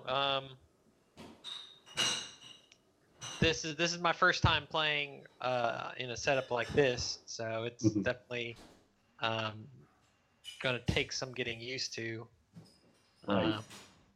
I'm more used to like people sitting around a table. Yeah. But With maps and dice and. Yeah. Like an actual tabletop instead of a virtual tabletop, like we kind of have with this. All right, so what are we doing? In the words of, okay, yeah. We're waiting on Matt. Okay, yeah, and so what happened? Number 2. What just happened there? I'm not sure.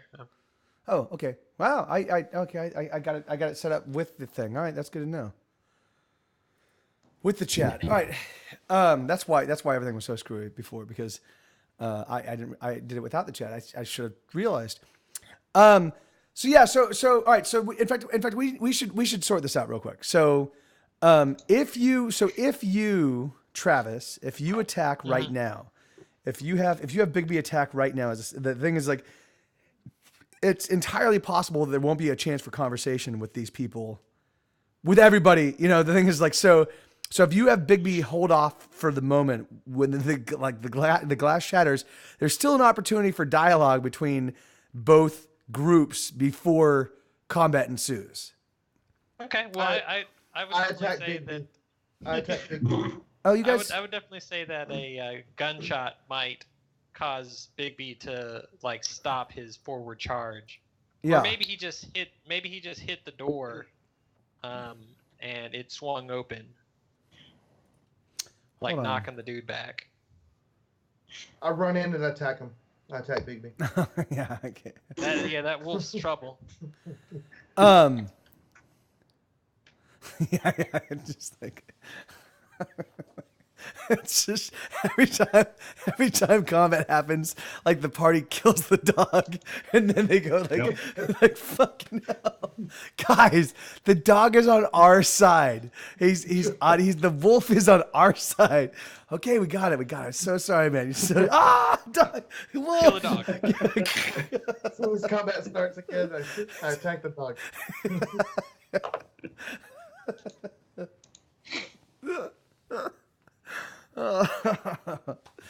Oh, Matt's coming. Okay, good, cool.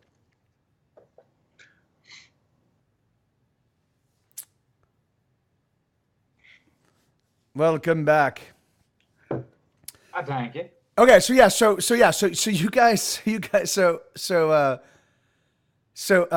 the bullet. So the door opens. The dog just growls around, you know, and they're like, oh shit, and then the glass shatters, and Torona goes, what the fuck? She's like, what?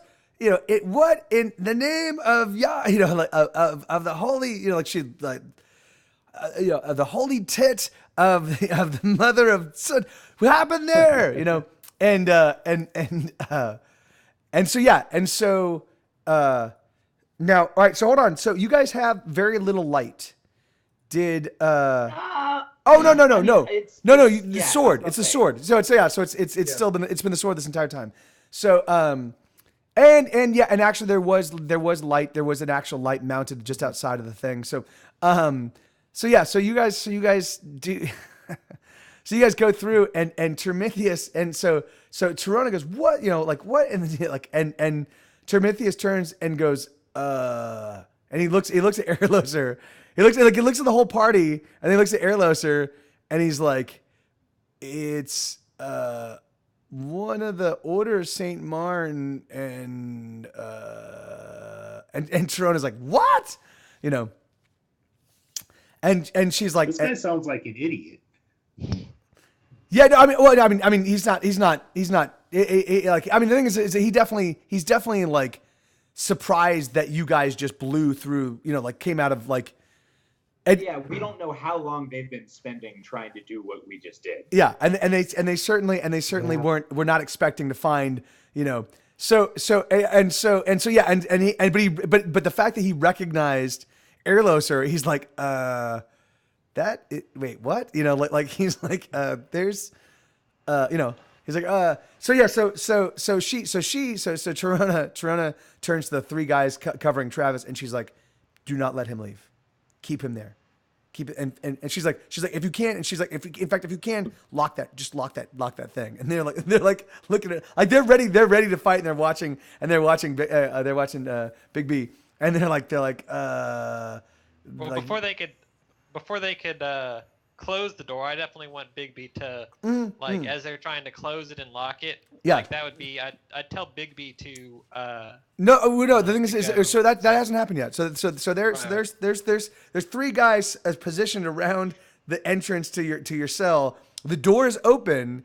And they're ready. They're sitting there ready. Big B's right there, and she like storms out of the room. You know, so now it's you and those three guys, and she storms out of the room. So, and this is more of a mechanics question for a sorcerer or summoner. is all of his commands, do they have to be verbal? No, Is there a no. non-verbal connection that he has to this thing? And Yeah. how much control over this does he have? Like, is it I'm effectively playing two characters, or does the summonee have a slight mind of its own with the ability to be like, I'm not going to do that? It is it's its own creature. I do have a mental link with it that lets me communicate with it, and it basically understands like everything that I say. So. Right. Well, there's a difference between understanding and saying it's basically an exceptionally close ally that is immortal. Like, and when he dies, he comes back. So he's willing to sacrifice his life to save anybody that Faye wants saved. You know, like the thing is like, you know, okay. So does it have its own agenda? Is there something where he as far as he knows, no. You know, okay. Yeah. Go ahead. It's got human intelligence too. It's got an intelligence of 7. Okay. So it actually understands common. Yeah, no, that's all. I just didn't know how summoners worked in that sense. So cool. So Tirona like basically appears. Tirona basically appears right at the door, and she looks out and she's like, "Who are you?" And she looks surprised but furious, but also confused and surprised and like, but also confused. And yeah, yeah. Like, who are you? What? And then she looks at the glass, and it is so. The thing is, so well, you guys haven't had a chance to turn around and look. So she looks at the glass, and then she looks at you, and she goes, "What the fuck did you just do? What did you just do? What did you just do? Tell me, do you know what you just did? Do you know what you did? What did you do? What did you just do? Do you know what you did?" I shot the glass, and if you don't shut up, I'm gonna shoot you. Is that what you said? We shattered this glass ceiling. No, that's great. That's great. So yeah, is that what you said? That's right. That's right in William Cuddy's character. That's like, you know, that's a fucking swashbuckler. So yeah. So she looks at you. And I point my musket at Yeah. her. And she sits there for a moment, and she's like, her mouth is like, she's like,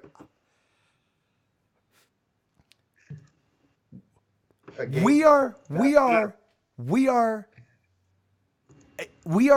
perhaps miles deep under the earth with no clue how to get back to the surface. You just destroyed the one easy link that we had back to the surface. We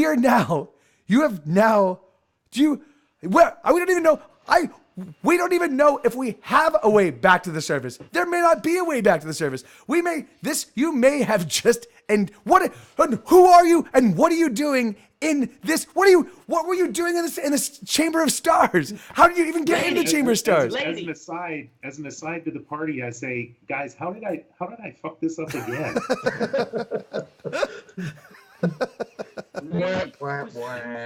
What the hell are you trying to say? What? I don't address halflings, but what? Yeah. So can you please? Bitch. Can you please? What were you doing in the chamber? Who even crosses into the chamber without? Are you? Yeah, like we don't even know how we ended up. So she turns to Prometheus. Don't tell her anything. She turns to Prometheus and she's like, "Do you think that they're? Do you know?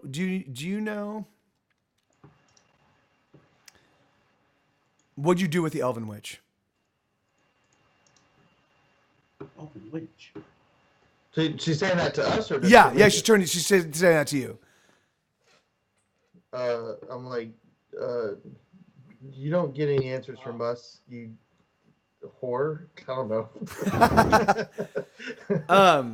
Like what is it? In all realism, what is it to you? No, I'm like, I no, I'm so just so like- while I'm while just you guys like, where's our friend? I'm while just like, while where's yeah our while friend? yeah yeah while this is happening, you guys hear growling. Like it sounds like a very large dog is growling, like is about to pounce on something. So you hear like So where's the halfling? Where is Pindo?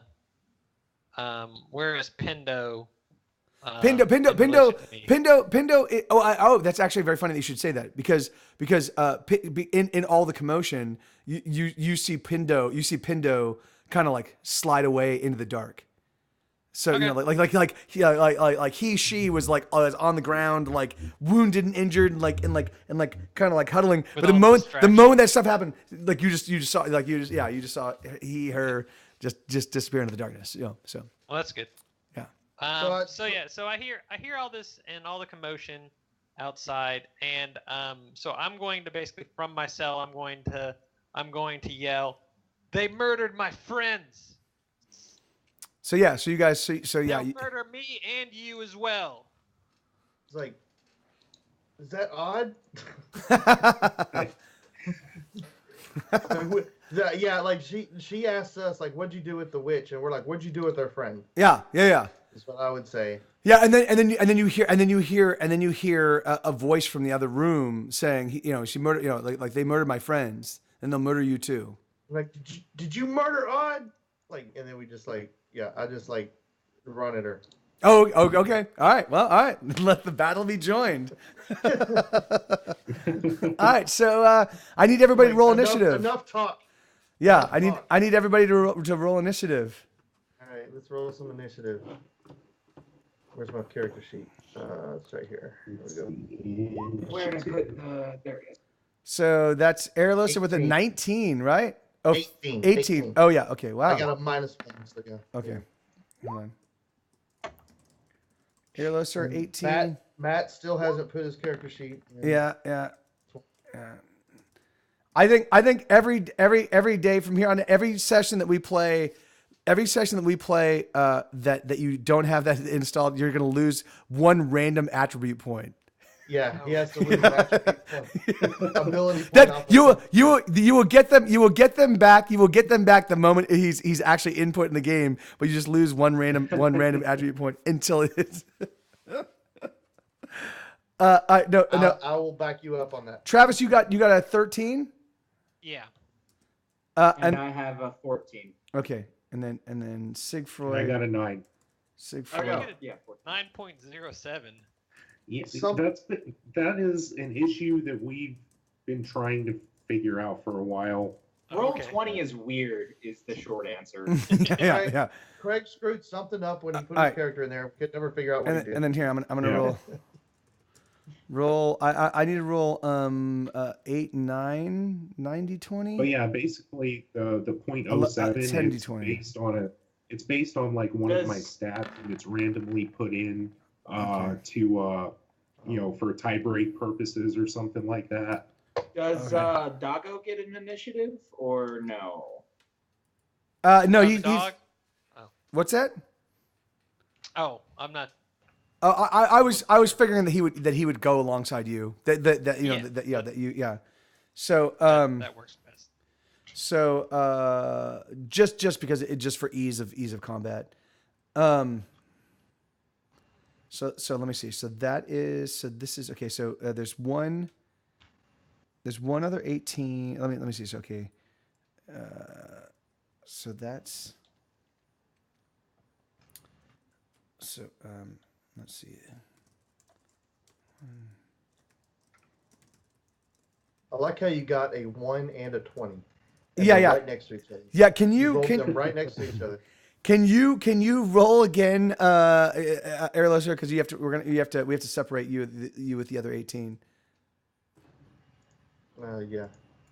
If you roll above a 10, if you roll above a 10, you go first, and if you roll below, then you go second.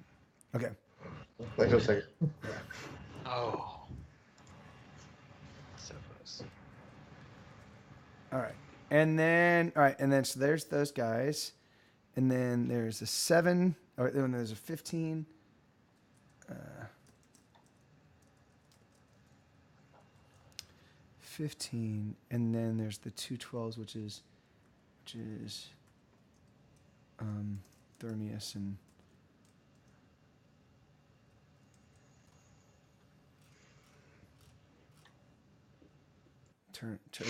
Termithius, rather. Termithius and Termithius and Torona. And so all right, so that's so they're 12s. 12s. So again, I tried to make sure, like, the thing is, like, because you guys have been I've been trying to, like, keep the matches, like, fun, like, because when I've been setting them up where you guys have been kind of equally where you're equal numbers, you guys usually destroy them. So I've been adding more people as things go on, but I don't want to. Yeah, but then we end up getting lucky rolls. Yeah. So I just want to make sure that like.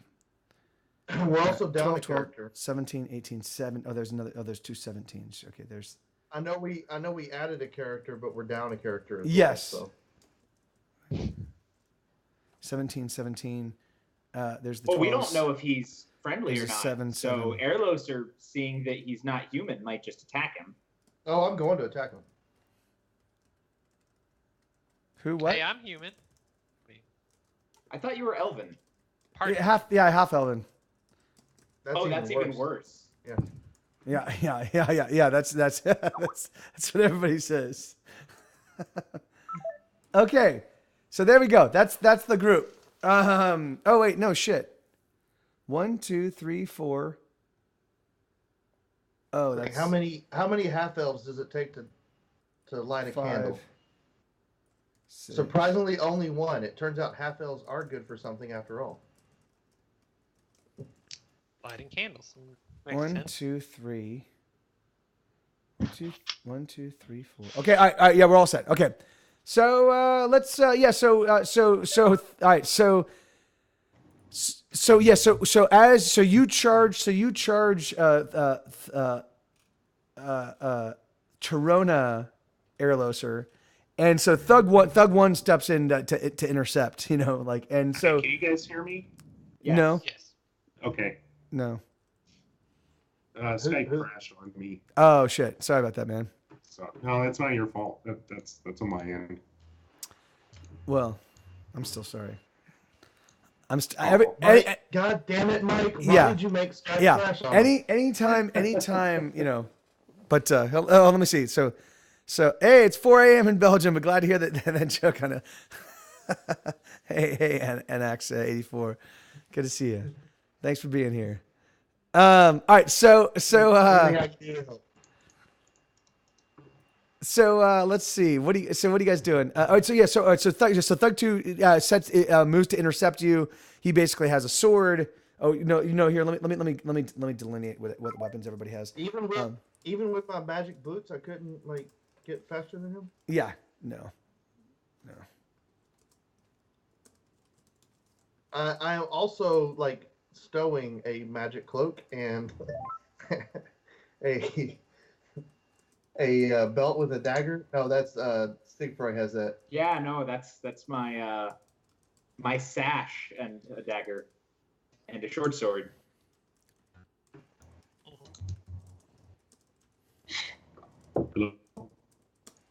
Hello.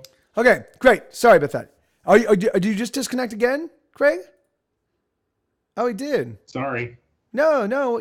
What's going on, man? Yeah. You gotta stop. I don't know what's going on. Yeah. Connections super right now. I don't know what's going on. Do you have anybody actually uploading? Okay, hold on. First off, are you a Russian cyber criminal? I'm taking that as a positive. Yeah. I'm taking that as an affirmative. Yeah. Well, Yeah. Listen, I'll share whatever Bitcoin I'm mining right now. Yeah. Okay. Well, in that case, I'm not doing any uploads. So.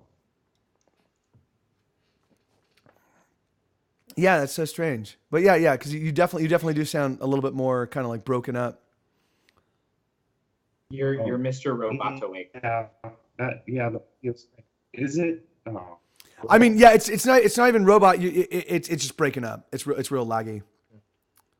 okay. Yeah, it's most likely. I don't know what it could be because I'm not doing anything Yeah. on my network. Yeah. So probably Cox. It's probably Cox cable. Yeah. That's Do you Probably have them, yeah. do you have any?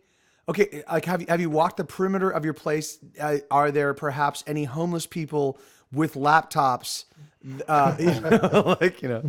Piggybacking. You're talking about like Russian cyber criminals hacking. They're using my bandwidth. Yeah. Do you see anyone with a pineapple? And we're not talking about the fruit. We're actually talking about one of Yeah. Hack Five's pineapples. Yeah. Wi-Fi Apple. Is it better now? Yeah. It's a little better Yeah. You're, Because like I'm hearing One of you these. guys like just more consistently because before it was like real crunchy and now it's back to normal. So. weird.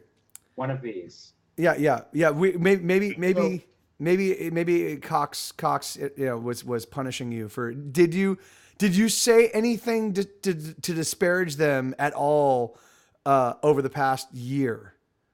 I mean, yeah, when they imposed the 1 terabyte cap, I went to Reddit and voiced my but it couldn't be that. Yeah, no, that's definitely what it is. Because the moment you talked about that, then you got spotty again. So yeah. There's definitely what we heard. was We definitely just heard 1 terabyte. Yeah. And so basically there's somebody with their finger on a button just throttling your internet, just to make it, So quick anecdote. Nope. Today I was working. I work from home, and my internet just went out. I'm like, what the hell? This is Time Warner Spectrum, and I go outside, and there's somebody up the pole, out the back of my house, who just shut my internet off to do something.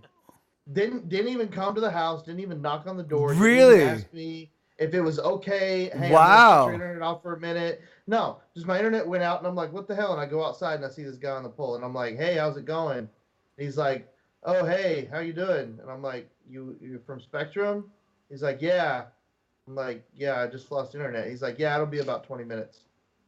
I'm Jesus. like, okay. Yeah. Thanks. That's. There's a reason why I pay for the business account, because if they Yeah. that they're not supposed to, like, if it's marked with a business account, I get a higher priority. And there's no recourse. Yeah, there's no recourse. Yeah. So I had to switch to LTE to do work today. Huh. Earlier. Fun. Huh. Wow. Yeah. It was Yeah, that's awesome. crazy. It's weird. I don't I got Google Fiber. I don't run across any of those problems. Oh, yeah. Yeah. It's just Yeah, fast. fuck you, It's just Mike. it's just lightning speed internet all the time. It's like I have so much internet that I just give it out to kids. Like when kids came here for Halloween, I was like, here, have some internet. It's like buckets of water. You grab a bucket and then you like stick a cable in it and you just let it sit there for a few minutes and then you pull the cable out and you get the bucket. Yeah, it's just what people don't know is that the cap on the RJ45 end of that Ethernet cable, that's not there to make a connection. What that's there is it's literally a cap preventing all the internet. Yeah, from you coming. pull that off and the internet Pull starts that pouring off. out. Yeah. Yeah. Yes.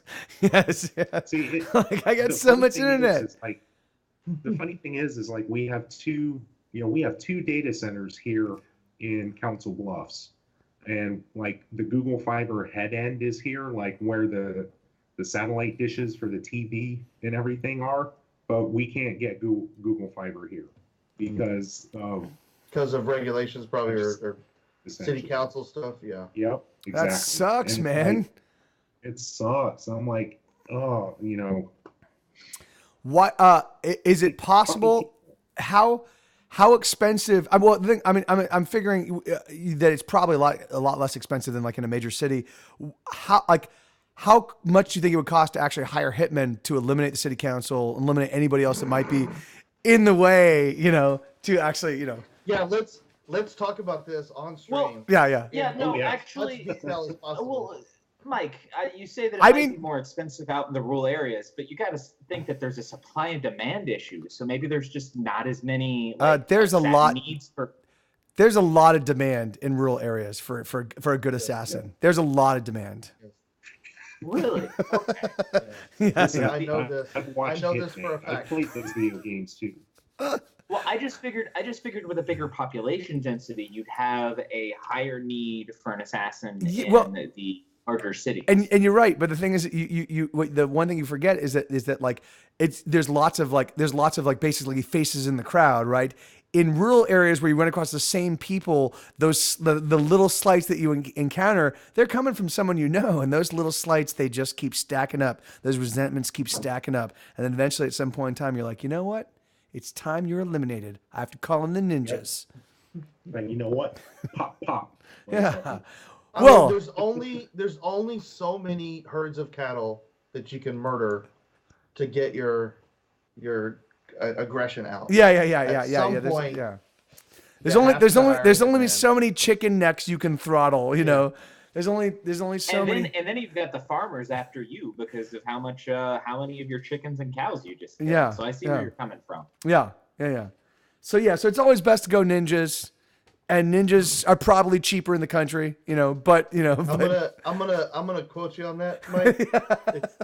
It's always quote. It's always best to go ninjas. End quote. Dash. Mike. it's always better. It's always better to go ninjas. Yeah. Oh no, it was always good best. Yeah, it's always best to go ninjas. It's like you always go full ninja. All right, so let's. Do we guys want to get into this combat because it's about shit's about to happen? Wait. Yeah, we're It's playing the- a it's- game. I forgot. Yeah. we're playing a It's the rumble. It's the rumble a million miles under the jungle. Oh God. Yeah, let's do this. Okay, Already so yeah, got so you're charging at Torona, right? You're charging it at the girl. Yeah, I told her shut up.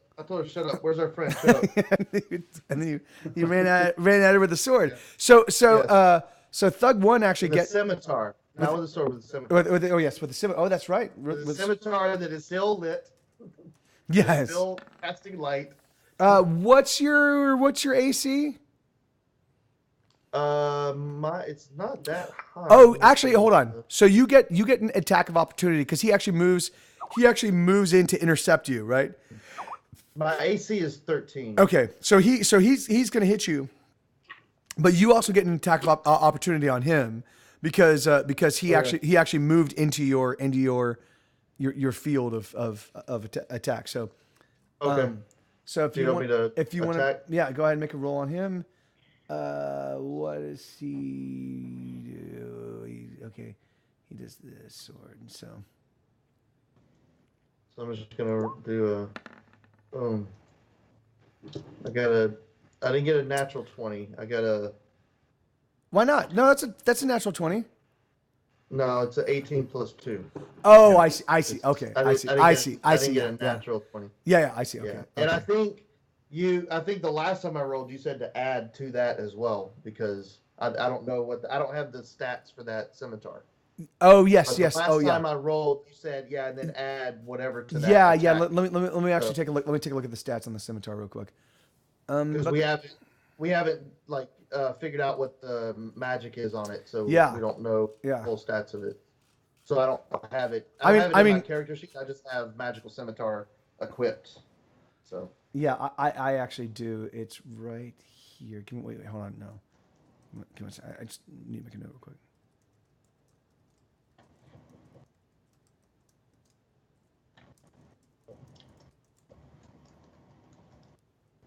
All right, yeah. So, oh,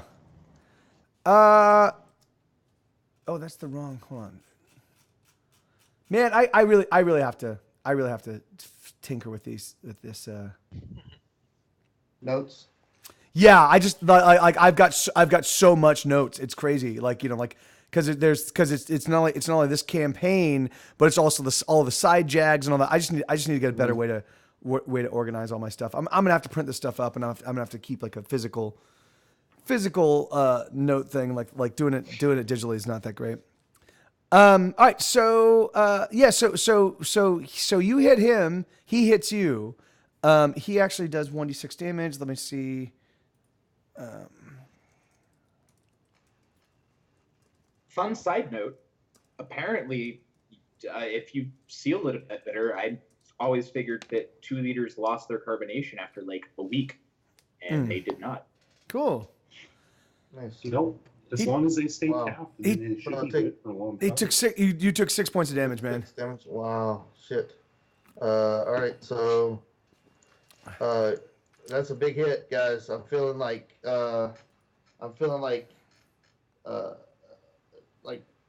5/8. I'm feeling about Thank you, like Anax. 5/8. Right on. You Good. be well. Have a great night. So yeah. So what do you? You need to roll damage, dude. Okay, let me roll. So what's my damage? Because I don't remember what the damage roll is here. I Is it think 1d6, 1d8? I think it was 1d8 plus 1. Okay. So I did 7 to him. Okay. All right. So he's hold on. So he's. Actually, I should have written that down too. But it'd be on my other computer. You know what? I Because switched. I'm not finding. I think it might actually even be 1d10, man. Oh, you want me to reroll? You want me to reroll a 10? No. We'll just roll. We'll roll it next time. Okay. I think the thing is I can't. I'm not finding my notes on it. You just like I've got. They're so deep right now. But the thing is I think it is 1d8. That's most like 1d10 is like a bastard sword. Let's hold on. Let's Hey, look it's at. not its fault that it wasn't born out. It was born out of wedlock. You don't have to call it a bastard. Bastard is not an epithet of any by any stretch of the imagination. Bastard means that you're a nice guy. It means Hey, Bob free Callie, love. right It on, means man. Free love. So let me look. And Travis, up, thank you so much for the subscription, man. That's awesome, dude. No problem. Let me look up real quick because I remember it was 1 die more than what the rulebook said. Oh, then yeah, then it was 1d10. So it was 1d10. Let me pull up the. Then it was okay. So it would be 1d10. The thing, however, is Because I remember I was surprised when you said roll 1d whatever. Yeah. I was like, yeah. oh, because I was expecting to roll the next else. one down. Yeah. Yeah. So then it would be 1d10. If you're rolling 1d10, then so you rolled a 6. Do you want to roll again and try to get better than a 6? If I don't get better than a 6, are we going to take the other roll? Yeah. That's what I'm saying. Or like, can I try to roll higher than a 6? And if I don't, No. take the You can either re-roll or well, 6 is pretty decent. That's 7 total, right? yeah. With the plus one. Yeah. So let's just take that now, and then I'll roll a D10 Yeah. for the next one. God, where's equipment? Shit. Okay, so all right, so and then all right, and then so there's another guy. No, actually, when the battle enjoins Travis, the one of the guys, there's a guy standing in front of you that actually it has a spear, and it has a pretty long spear, and he jabs it at Big B. Okay. Real quick, Mike. In the book, it says scimitar 1d6. But this is. It's 1d8. I rolled a d8. Oh yeah, then you're right. D8. Okay, then you're right. Then So yeah, it should be a d8, and I got the right roll on yeah, it. And it was a 6 yeah. for the plus Yeah, one. that's exactly right. Okay. Good. Good. Yeah, I wish I don't know why I'm not finding this. God damn But- it, Mike. I know. This is the I know. last straw. I mean, you're telling me, dude. You're telling me. I'm about to table flip. Hey, my Sarge, laptop. how you doing, man? Good to see you, brother. Yeah, we're playing some Dungeons and Dragons right now, man. But good to see you. And for those of you that don't know, Sarge is another music streamer that streams here live on Twitch. He's awesome. He's got a great collection of songs. You guys should definitely follow him if you're into the live music thing here on Twitch, which you really should love. You should really pay attention because it's awesome. But yeah, he's amazing, and he's new and free. Follows are free. Yeah. So Wait, what? They're free? not for you though. For you, you need to keep okay. paying me $10 every time you follow somebody. Waffle. Yeah. By the way, you still owe me some cash. So yeah. So. I knew there was a reason that I just had a list in my notepad that I had open at all times of people that I enjoyed watching. yeah, but can't follow. Yeah. All right. So the fellow with the spear. Can someone look up spear damage for me real quick, because I don't actually have that in front of me. I want to say D4. I think it is. I think it is too, but I just want to make sure. Yeah, it's a heavy spear. It's a heavy spear, so that might affect it as well. If you guys haven't noticed, there's in roll 20, there's a little eye icon on the right that's compendium, and you can go there and type in spear, and it'll show you the long spear, and it'll give you stats for. Yeah, So there's long spear and there's just spear. So it's the long spear, but he actually missed. So you're fine. It's 1d8. Yeah. So all right. So then Airloser, it's your turn. All right. So now I'm just rolling an attack against the lady, I guess. Still. Yes. So you're going against Sharona. Yeah. All right. Stupid bitch. Boom. Oh, that's a crit fail. Hey, so everybody, Bob Kelly's saying he bought a flight to Austin for South by Southwest. That's great, man. Nice. We'll all be there. So you should definitely come hang out. That is the plan. Yep. Yeah, that'd be awesome. Yep. Bring Curly with you, unless Curly's going to be there. And then if Curly's not going to be there, Except then Matt can't make it. Matt's not going to be able to make it to Austin. Yeah. Matt. It's too far a drive for him. No, he's legally not allowed in Austin anymore. Are you telling me he's banned from Austin city limits? Yeah. Within the city limits. Yeah, he got caught at the Austin petting zoo after hours with his pants down, and he lost his. Which is actually it's not as bad as it sounds. Like, I was there, I'll admit to that, and I did actually have my pants down, but that was actually more due to the fact that they were caught in the fence. Yes. My belt had actually got caught in the fence. I wasn't able to get the belt out, but I was able to get the rest of my pants out. And so my pants were down because I didn't have a belt to keep them up. Yeah, and then he raped he raped a little lamb, and it was between those two things that yeah. And then struggling to get his pants free, he raped a goat. Yeah, he face raped a little lamb, and then the cutest. And it was and it would have been fine normally, but it was just the cutest little lamb, No, but yeah, Matt will be there as well. So, so I rolled a crit fail. Oh, did you really? Ooh, nice. Yeah. Wait. Don't tell him this. Wait. Like, we had a big enough segue there that you could have convinced him that was a previous roll, man. No, okay. I'm not gonna lie. I'm an honest person. All right. I may be racist, but I'm honest. Yeah, he's a very honest racist. So that's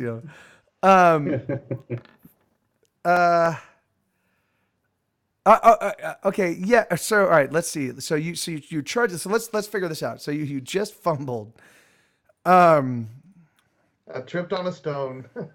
No. The thing is I think what I'm gonna say is like what's his name kind of jumped in to basically intercept you, and so you tried like you slashed at him and you tried to like move past him to get to her, and Because you were my you were attacking her. My sword was caught in his. No. So you just brought your sword back like you were gonna attack, and it just went flying. You know, it like you literally just took it and threw it. Like, you know, it's like, you know, it's like 10 feet behind you. You know, clattering against the So, All right. Right. Mary had a little lamb. Her feet were white as snow, and so was her face after what's his name got to. Waffle. Wow. Wow, that's just that. Oh, we're going straight to hell.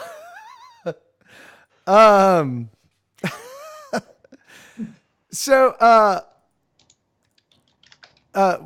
yeah, I know, yeah.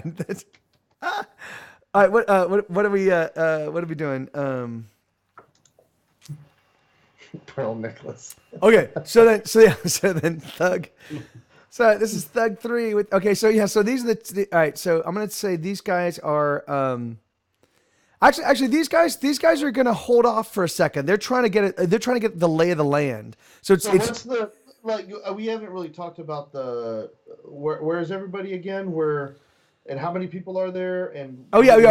To get the lay. Yeah. In fact, yeah. Let me. In fact, you're right. Let me do this. Let me use a resource where we can actually take a look at the room. Let me find one that looks like it might be something that might.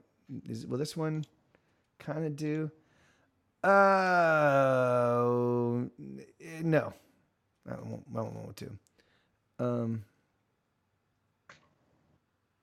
I think I'm gonna have to go with this one, guys. So give me 1 second. Yeah, I think I'm gonna have to. All right, so this is not the exact layout of the room, but I'm gonna use this to kind of like. So this is because the room is circular. This is not circular, but this will kind of give us a flat area with which to work. Let me get all the people set up real quick. Give me just one moment. You guys talk amongst yourselves, crack jokes. We were already doing that. Be funny. Come on. No, I mean, but now be funny. Now funny jokes. How many elves does it take to sharpen a sword? Elves can't. Elves can't sword. The answer is 3. 1 to sharpen the sword, and 2 to write a song about it. So when the first elf is done, 400 years later, they'll remember who the sword is. Who sword it? Oh, that's awesome. And they'll be dead by then. Oh, that's awesome. Very funny. Really, this is all the fucking. This is all the. Okay, whatever. Fuck it. So I got guys with swords. I got here. Let me see if I can get. What did the High Counselor say to the halfling? How's the weather down there? May the defendant please rise. Oh, short jokes. All right. Racist motherfucker. Hey, short isn't a race, so. Not you, him. He's this the Airlosers. This spear guy. How is he so tiny? Okay. Really? Okay, whatever. Fuck it. Okay, so there's okay. So I'm gonna set this up as 2 different rooms. So we kind of know what's happening with. So I'm gonna put a little divide here. So sorry about this, guys. This is one of the travails of not.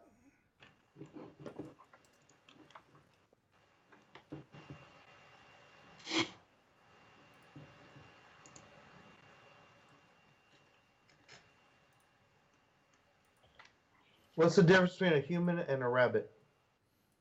Do you just have a book of racist D&D jokes? What's the difference between a human and a rabbit? Give up? Yeah. The rabbit won't try and fuck every race it sees.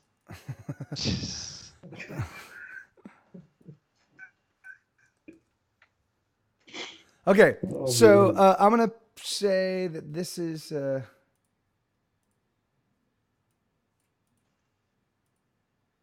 Yeah, you just how expensive was the book of racist fantasy creature? It's called the internet. It's called the internet. Okay, so this is the wall. The answer is about $70 a month then. Hey, thank you, Bob Callie. Thank you, man. Thank you for the sub. That's awesome. And so let me see. All right, all right, so we're gonna do now. Oh yeah, I need to move you guys over. You can't even see, you can see this in the game, but you can't see it from in D20, can you? I was about to say that. And we definitely need to I definitely need to get the. So you guys, okay, so you guys can now see this thing, but where were your people kept? Where? Oh shit. The last time we played with actual folks, where were we? Are we here? Yeah, here we okay, here. There we go. I need to copy this whole group. How many halflings does it take to light a candle? None. They do their thieving in the dark. Oh gosh. Okay, so honest question. Like serious question. Yes. Are you finding these jokes of like racist Dungeons and Dragons jokes? Or are you finding just much. like okay, I didn't know if I typed in racist Dungeons and Dragons jokes and this is what I found. Okay. Because like I But thought there's some good ones in there. Like I like how many clerics does it take to light a candle? One, because he just cast light cure. See, like I was thinking that you might have gone in and like just said racist jokes and started making there's D&D jokes. No. I typed in racist halfling jokes. if you want to know what I typed in, but I got a whole bunch of racist D&D jokes that weren't just halflings. Okay. This is gonna be so. Obviously, that's because there are no good halfling jokes because they're the best race.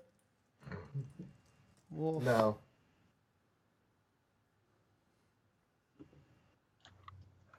A dog.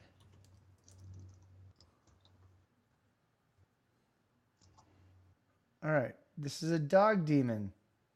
Great. Oh, is it a cute dog demon? It looks like a rat. It looks like a rat, but that's fine.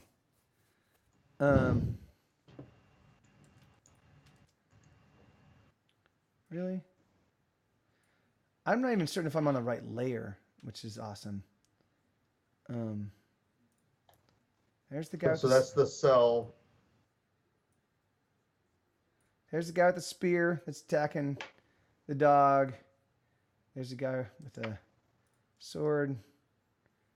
This guy with another sword. And then there's this. All right. So this is where how so do we need to figure out what sequence you guys kind of showed up in. Well, William Cuddy was in front because he shot the thing, but then I charged at the woman, so I'm assuming that they're behind me. So William Cuddy's gonna be right here.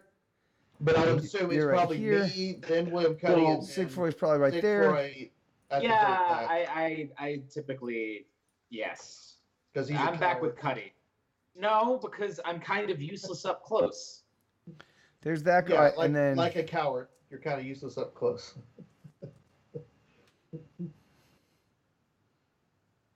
Well, one of these days I'm just gonna be like, "Yo, you know how you just got hit for 6 points of damage? Deal with it." I can.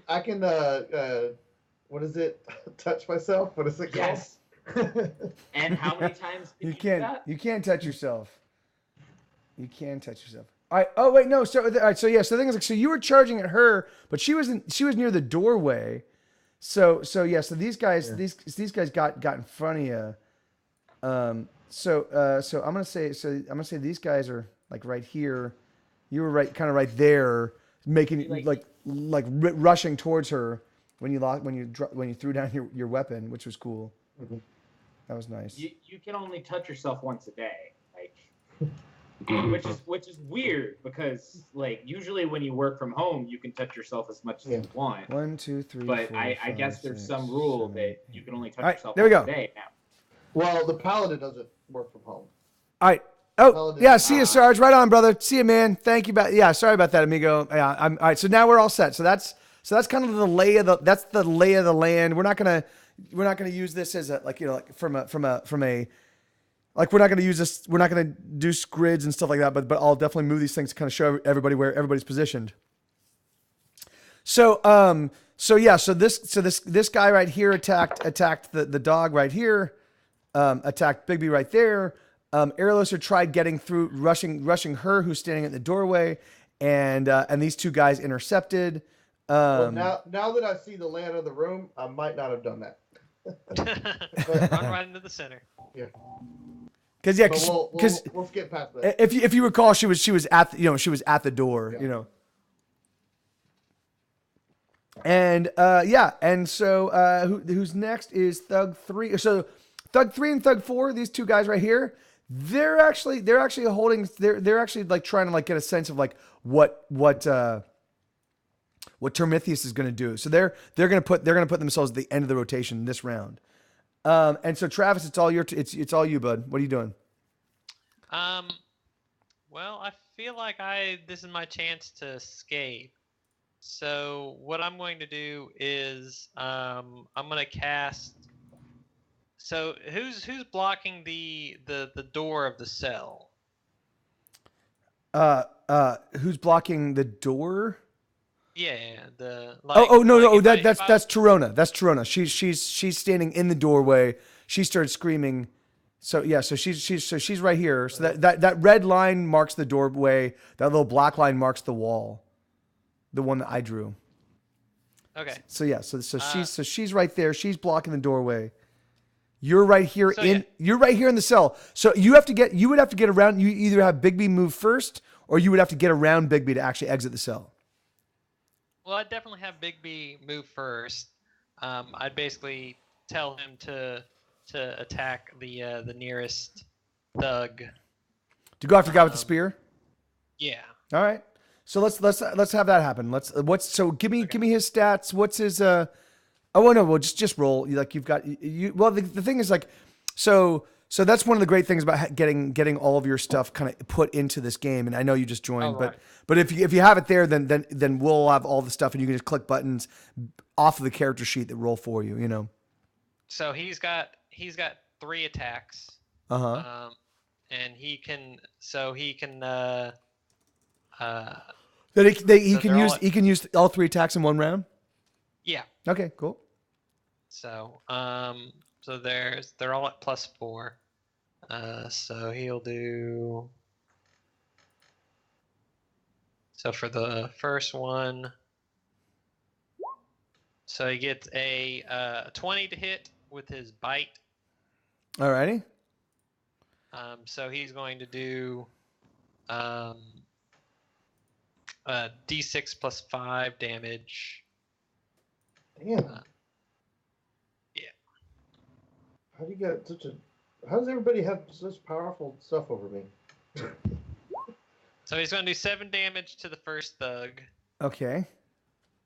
And then he's going to use 2 claws. So the first one. Wait, hold on. So he did 7 damage to this guy. Yeah. So that guy was at.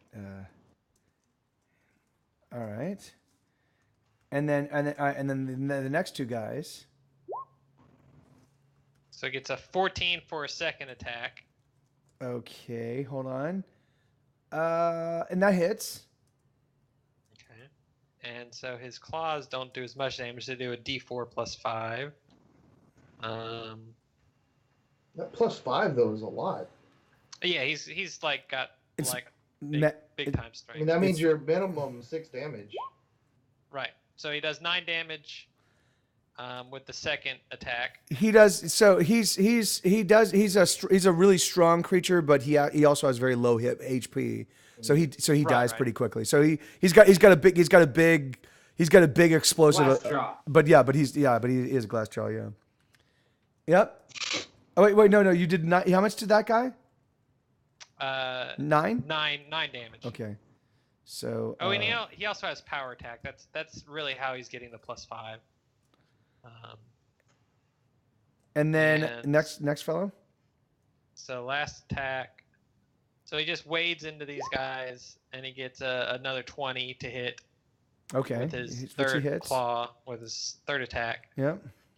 And he's going to do 7 damage. Okay.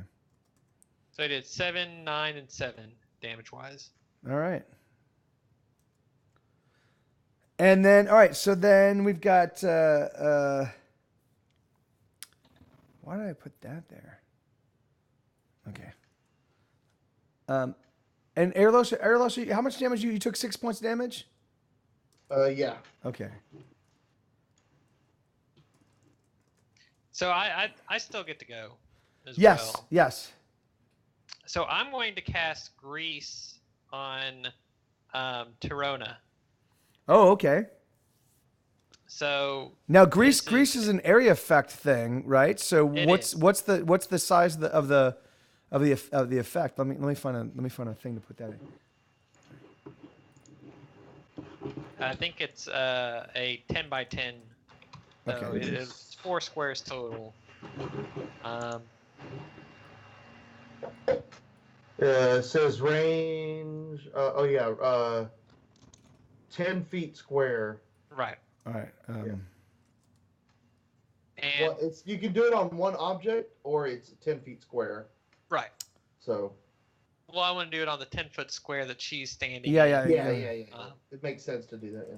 Give me 1 second. I'm just looking to see if I can find some. You can just draw. You can just draw it too. Like, Yeah, I was just seeing if I could find a better way to. If I could find something I could move around or lay down for future. Because if this is a spell you're gonna be using a lot, I figured I would. But all right, so yeah, so it's gonna be. I'm gonna do a different color. Stop! For fuck's sake! Jesus! All right. So Grease. It's the Decent word. lick. What's that? It's the word. Grease is the word. Yeah, It Grease is depends on the if you like word. musicals, though. What's that? It depends on how you feel about musicals. Like, I personally am a fan, so it's a good flick. Yeah. Yeah, I actually do like that movie. In fact, my buddy Kelly Ward is well, not my buddy. He's an old acquaintance that I worked with when I was at Universal. He actually played the blonde guy. I forget his name. That like the you know one of Kaneki? What's that? No, not Kaneki. Kaneki was the leader of the gang. Yeah. It wasn't. Like the But the blonde, yeah, the T-Bird. T-Bird, yeah, the T-Bird. T-Bird. Yeah, that's the blonde guy. Yeah, that's my buddy Kelly. He teaches theater now at UCLA. Or he used to. I don't know if he still does, but Okay, so anyone in the space of Grease, they need to make a DC 16 reflex save, okay. or fall prone. Okay, so let's get her. What's her reflex? Let me see. Okay, she's at +0. Let's see her. Make this roll.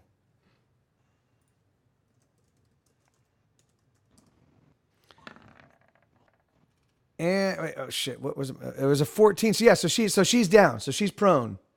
So she falls prone, and Bow, chicka, bow, wow. so are the 3 guards still there facing Bigby? 3 thugs. Yes, yeah. Okay. So I'm gonna obviously keep them or Bigby between me and them. Yeah. Okay. All right. Awesome. And all right. So that happened. All right. So then we go to Termithius. Termithius is moving at Airloser. So he pulls out his mace, and he's trying to smash. So he actually has to move around to get to Airloser. And he moves into your field. So you get another attack of opportunity on him, Airloser, if you'd like. Without my scimitar. Oh yeah, yeah. Punch him. Punch him in Yeah, I the mean, yeah. face. Can I? Well, I have a longsword. I can pull out my longsword. Yeah. Why? I'll say yeah. That makes sense. You know. Yeah. Let's. Because Why it's not? like I have them like both in scabbards. Yeah, around yeah, my yeah, belt, yeah, yeah. so No, I yeah. That have makes the sense. That makes sense. scimitar. All right. So then I pull out my longsword and I attack him with my longsword, and I'm like, I'm not your pally, and attack him. All right. Let's see what happens. So I get a 13. And Actually, I think I have a +2 on that yeah. because I've got weapon focus on that sword, and I think I got a +1 that doesn't factor in from something else. I don't remember. It doesn't. It's not on the character sheet, so it doesn't factor in. Yeah, yeah. I mean, I have at least a +1. you hit him. I You have hit at him. least a +1 on that. You hit him. You hit him regardless. So yeah. So And this is just a. I think it's a D8. Let me 1 second. Yeah, right here. This is just a normal long sword. So it's yeah, it's a 1d8. Yeah. Yeah. So I've got a D8 and I get a +1 at least, I think. Oh wait. Yeah, because it's strength bonus. What's your whatever your strength is. Well, I get the weapon focus bonus. Is that The weapon focus. on- The weapon focus is only for targeting. The strength it's only bonus. for- The okay, strength okay, bonus is okay. for damage. All right? So let me roll that. 1 second. D8. Boom. Nice. Nice. Wow. Oh, so that's 10. Oh, no, that's 9 points of damage. All right. Hold on. And I scream at him, "I'm not your pally, guy." All right. Hold on. Let me.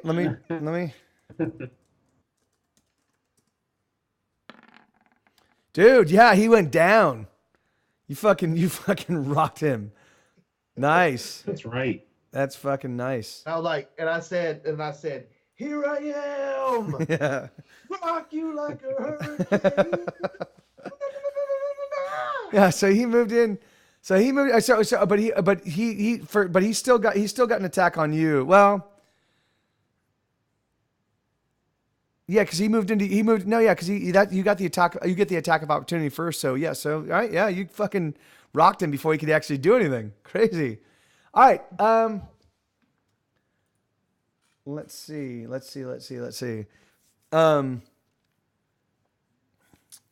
So who's next? Chirona is prone, so she's trying to get back up. Let me have her make a dex roll to see if she can get up. Okay, so yeah, so she'll be up next round, but she's getting up right now. Siegfried, it's you.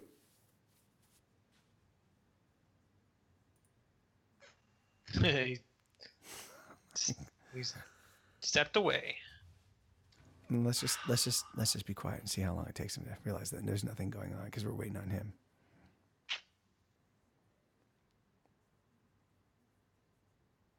Welcome back. I had to get a snack. All right, let's take a look. So Erloser's kind of hurt, but he's also a racist motherfucker. Yes. Although there are two guys kind I of. take offense to that. How dare you hurt my feelings that way? I would agree with that wholeheartedly. I mean, let's just say.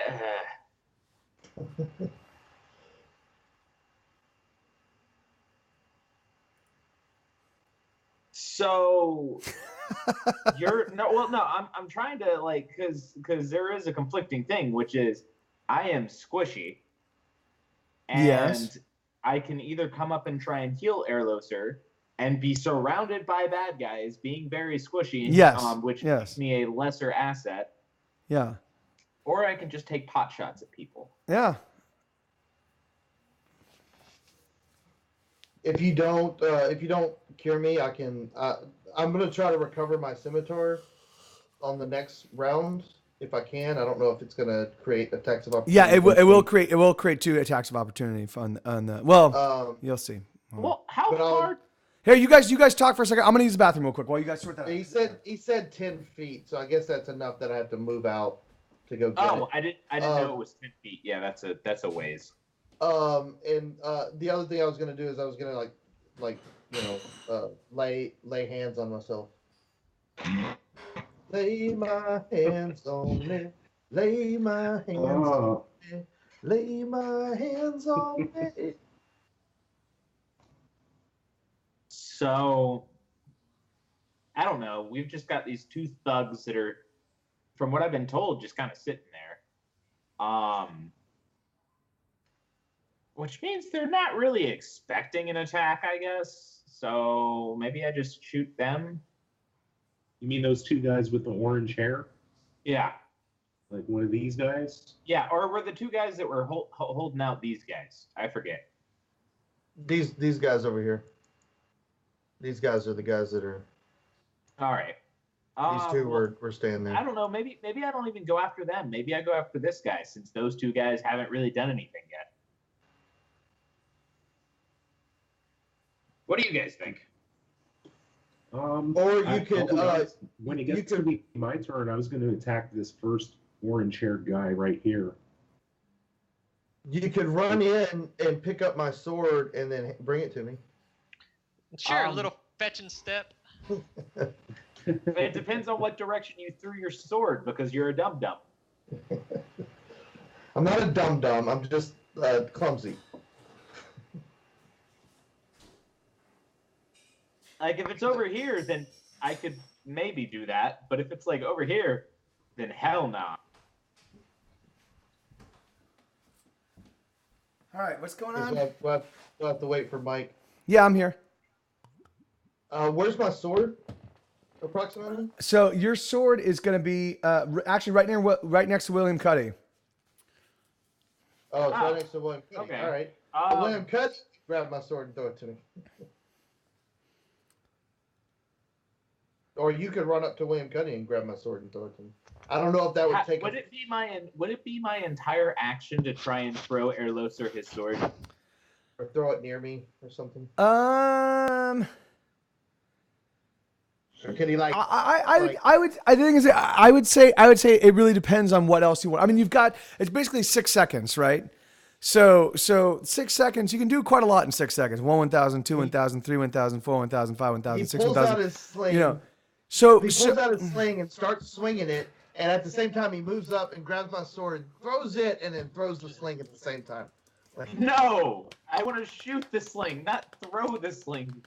Well, you know what I mean. Throw the rock out of the sling. At the same time, he throws the sword at me because he's just that dexterous. And he does a backflip onto a boulder. Yeah.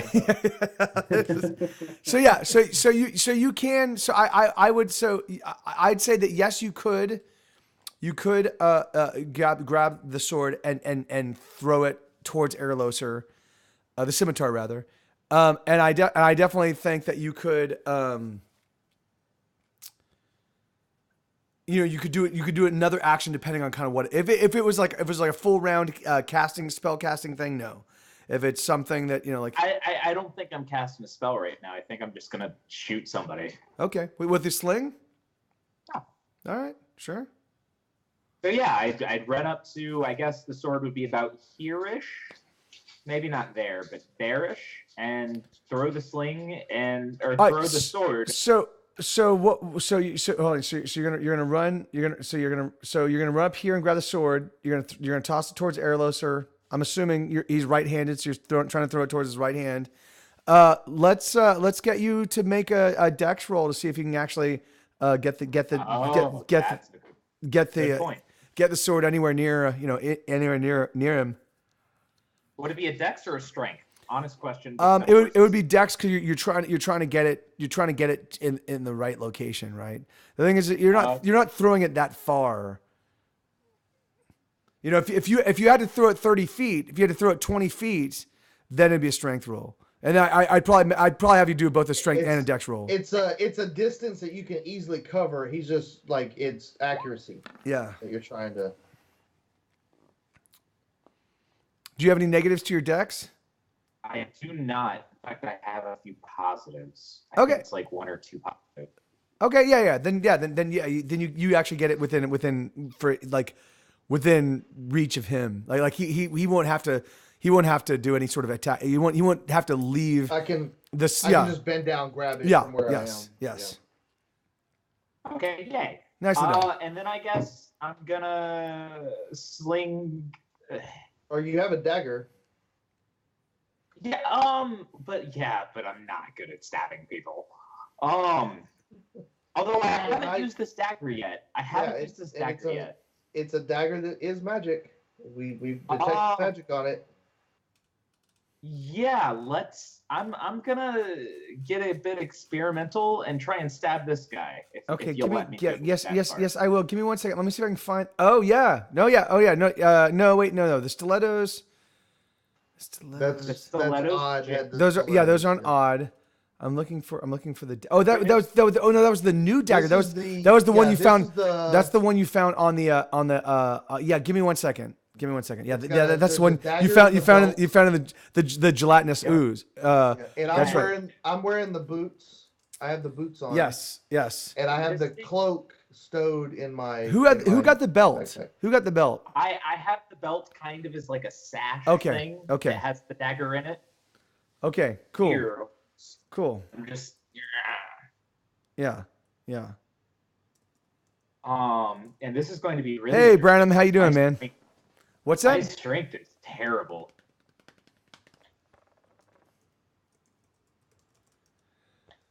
All right. So go ahead and attack. Go ahead and make your roll. So that's an 11 if we're going off of a strength roll. Okay. Yeah, because you could go after a dex roll, but you would need weapon finesse, which you don't have. I do not have. So 11. Okay, yeah. So you missed him. But you did. But the good thing is you did call attention to yourself. So he is now. You know. Oh, okay, yeah. Now he is fully aware of your. Yeah. So now he's like, whoa, fuck this guy, fuck this little guy. All right, William Cuddy, it's your turn. What are you doing, man? All right.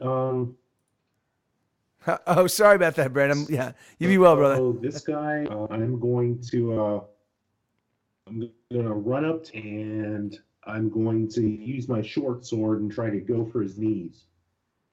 Oh, okay. All Kind of a right. sliding slash. May I make a suggestion? Yeah. So you do have the guy that your healer actually actively engaged with someone right now. You might want to help him out. There's that, and there's also the fact that doesn't your rifle do exponentially more damage than your short sword?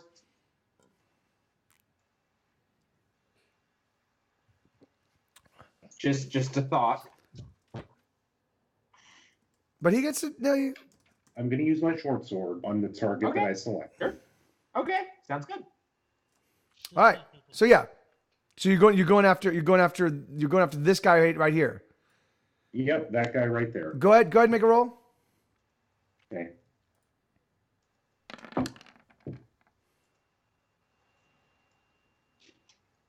Wow. All right. So yeah. So you hit him. You actually got a crit confirmation. So you did an additional 7 points of damage. Oh no, the crit damage is 7 points of damage. All right. So oh no. It's you did 13 points of damage to that guy. Yeah.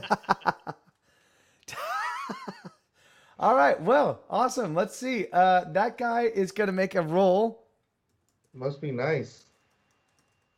Yeah. I'm sitting here like, oh, I just got 4. I did 4 damage. And he is down.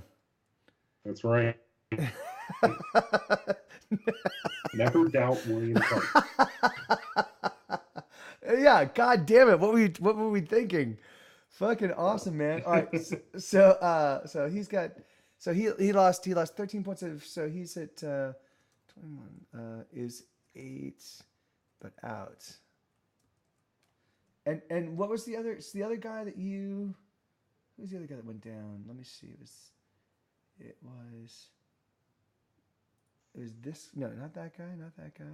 Oh, it was Termithius, that's right. How much damage did you do to him? How much damage did you do to Termithius again? Airlo, sir? Jeff? I did like 9 points. It was. of It damage, was. It was 9. That's right. Yeah. Because I had an 8 with at least a +1 on it. Yeah. So. Yeah. Okay. And so he's out. All right. Great. Wow. See again, man. You fucking got like. I there's nothing. I'm gonna have to start putting you up against like a.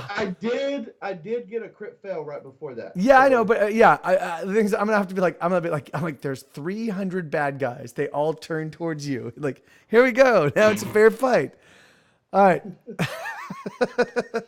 Okay, so William Cuddy just went. Now, all right. So we got the two guys. We got the two guys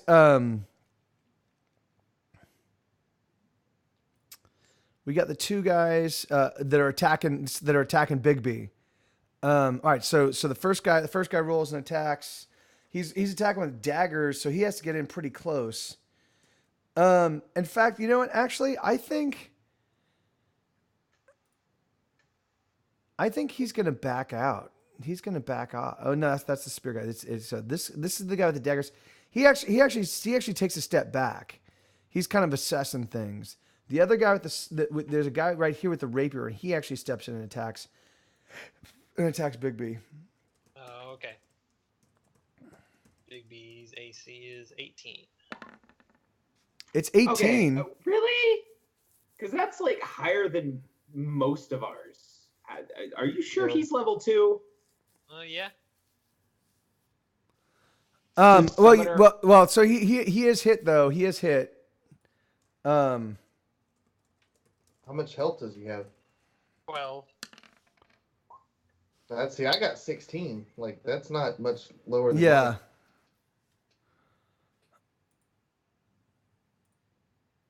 Mine. I do see you. I was like, wait. All right. So yeah. So he takes just a point of damage, man. Okay.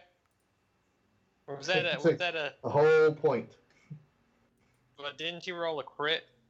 I did. Oh yeah. You're right. I have to see. Yeah, I have to see if I.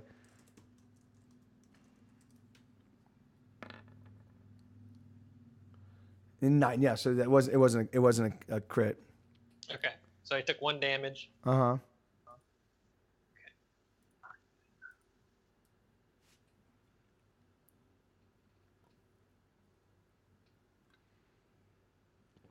Okay, so it's taking 1 damage.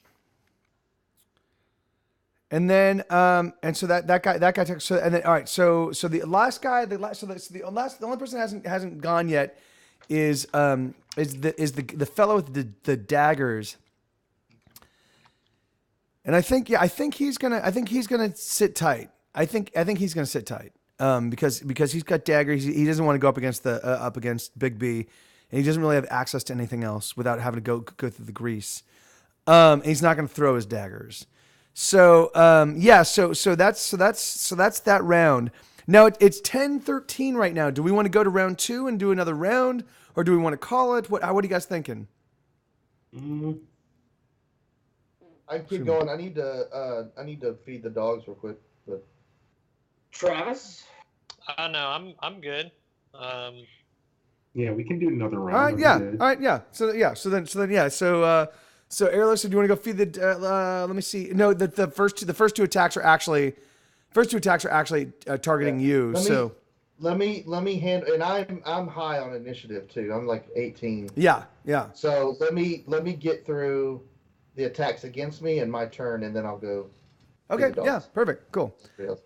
So the attacks against you. Here's.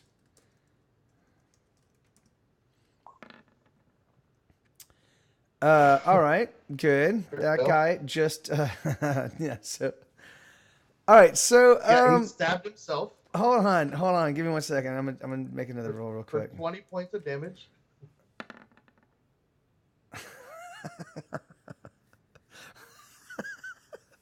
So this guy basically goes and tries to is kind of in the fray, gets a little bit kind of befuddled. Which guy is this? It's this guy right here. And he gets a little fuddled, and he goes. Well, he just saw me take down what's his name? Yeah. Terminius. What's his name? Fucking Prometheus is what Termithius. Yeah, Prometheus. Termithius. It's Tristamynus and then Termithius. Yeah. So Termithius. So he takes down. So he goes to attack you and accidentally hits Termithius. So. It's a comedy of errors. And does 5 points of damage to his down leader. Yeah. All right. Well, yeah. Okay. So, and then the next guy attacks you. The guy with the pole. Yeah, guy with the spear, and he gets. Let me see. I think it might be. I have a 13 AC. Where's? I don't know what he gets plus on that. Yeah.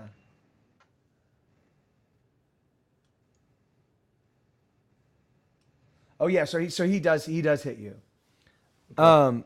And he rolls.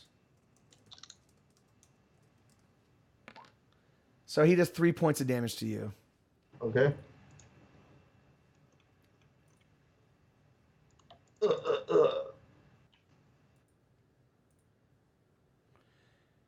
And yeah, all right. So and then yeah, all right, and then you get to retort. All right. So I guess I'm gonna. I got a guy with a spear and a guy with a sword. A sword, and they attacked Termithius. I'm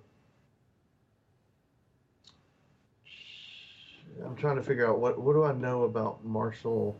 Like, what's more dangerous? What would I think is more dangerous? In terms of the sword, or they well, in terms of damage, both of these weapons do the same thing. Yeah. The thing is the spear has a longer reach.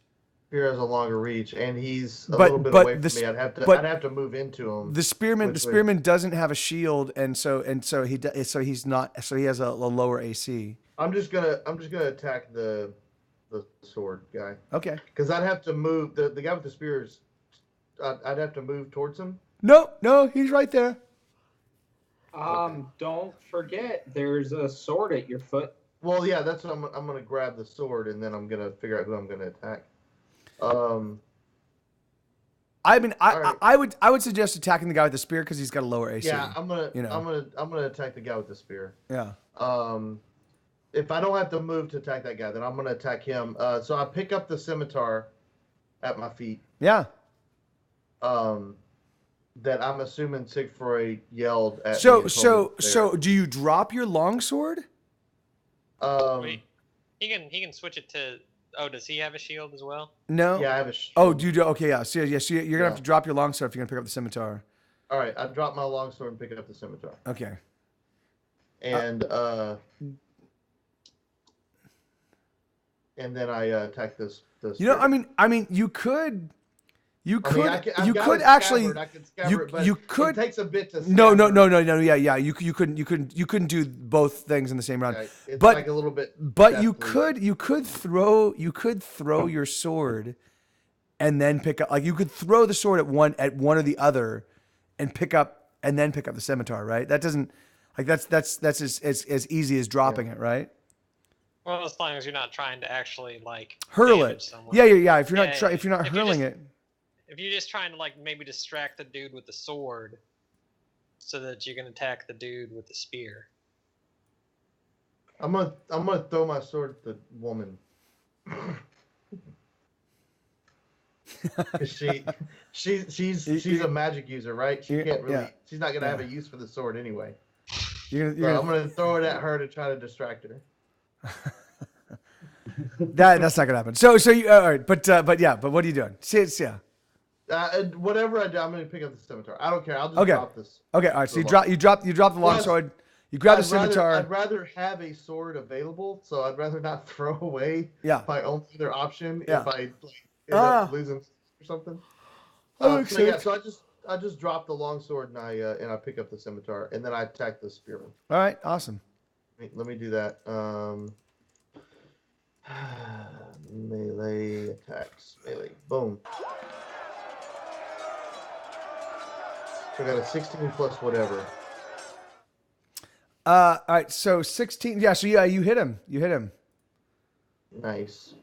And you said it was a D8. Yep. Oh,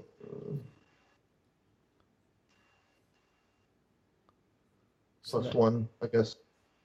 So it's 5 plus 6. That's okay. Yeah, he's fucking. I am wearing boots. You are wearing boots. Yeah, and no, yeah, and yeah, but yeah, those yeah. Unfortunately, the boots don't come into play. But he's They're magical boots though. They are magical boots. He's pretty fucked. I mean, you just fucking ran him through in a way. Like he looks pretty fucked up. He's still upright, but he looks fucked up. So Thug. So and then as I do that, I just like casually shout to the group. I'm feeling like a little less than half. It's like slightly less, like the slightest less than half. Like if I just put a number to it. Yeah. You're like, it might be something like 716. Yeah. Sure. Mm-hmm. So yeah, I do that. Yeah, makes right. perfect sense. So So I'm gonna go. Is anybody else coming at me? Hold on. So yes. This fellow here that kind of stayed out, like was kind of watching combat and didn't engage, basically rushes you now.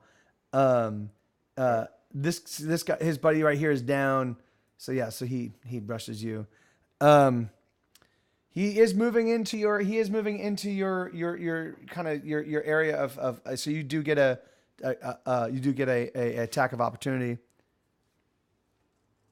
Okay. So I'm gonna attack him then. Grab this. Boom. Oh. Yeah, that's no good. No bueno. Face. Yeah. But he also doesn't hit you, so there you go. All right. So the paladin's surrounded now. Yeah. Well. Yeah. I mean, he's got this guy here. This guy here is pretty fucked up. This guy here just stabbed his leader. Yeah, so so they're pretty demoralized. Down on the ground. Yeah, they're pretty yeah, and then this guy here is definitely on the ground. Yeah, so all right, so Travis, it's all you, man. Okay, so I have a question. How big is the door leading out of the cell? It's not big enough. Big B has to move for you to get out. Okay. Yeah. Well, it's it's definitely not big enough for like a horse-sized creature to like leap through it. No, not at all. Okay. Okay. Do you have more magical pets? No. I just have the ability to make Big B huge or large, and then I can jump on them, and we can. I was going to ride Big B out of here, but yeah, I guess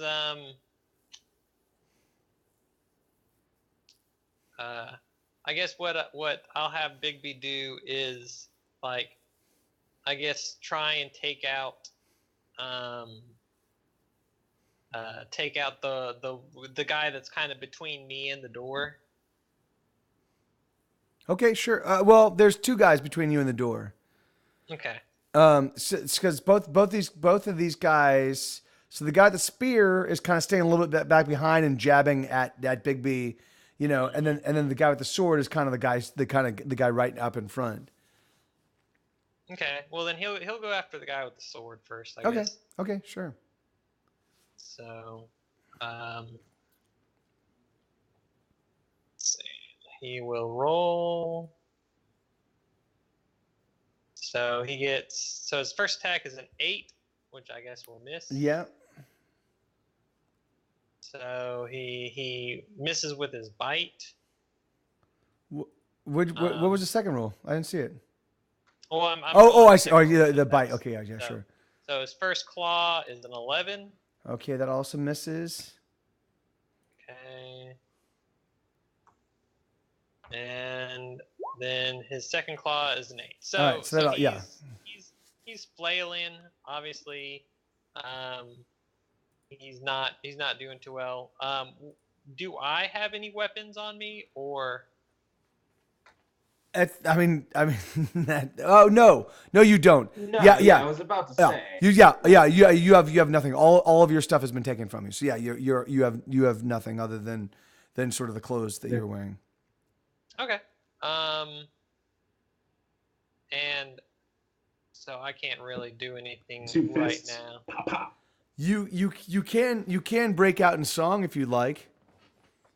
Well, no. Do I'm you have not a that favorite kind of poem? magic Do you have a favorite 6-second poem you'd like to recite? person. In my 6 seconds. Or he doesn't necessarily have to do the entire poem this round. Like he. Yeah. could You could start it. Yeah, you could start it. Sure. To be or not to be, that is the question. Whether 'tis nobler in the mind, and then you're done. No. Yep. Yeah. So no, I'm going to kind of stay there behind Big B. All right. Okay. So Termithius is down. Torona is now back up and standing. She can't. She knows if she tries to move, she's gonna slip. Does she have to make a dex check every single round? If she wants to move through Okay, it, she okay. has to make. Yeah. Well, she has to make A reflex save. Yeah. Well, it's actually she can make an acrobatics check. She's a DC. mage. She's a mage. She doesn't. Right. Yeah. That's not gonna happen. So she makes she needs to just make a dex re- check, but it's only a DC 10. A reflex roll. to Yeah. kind of move at half speed. Yeah. No. So she's actually casting a spell. So she's launching magic missile. She's actually launching magic missile at Big B. Whoa. So let me see. Magic missile. So basically magic missile just automatically hits. He needs to make Big B needs to make a fortitude roll. Okay. That is fortitude's plus. And give me 1 second. I need to look up. I'm not 100% certain exactly how many missiles are magic missile. I think it starts with 3. Yeah, but then there are more added at various levels. It's 1d4 plus 1.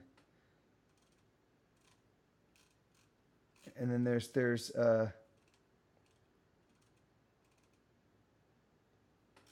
oh, is it 5? Target up to 5 creatures? Wait. For every 2 caster levels beyond first, you gain an additional missile. Okay, so she hits. Yeah, so what was his roll? He got a 20 for his fortitude. Okay, so he hit, or so they hit, but let me see.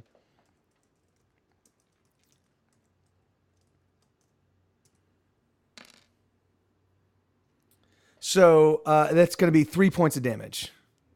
Okay. Big B takes 3 more damage. So he's taken 4 so far.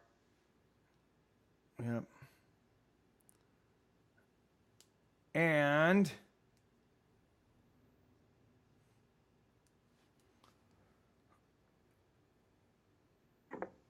let me see. So that's Torona. All right, Sigford, it's all you, man.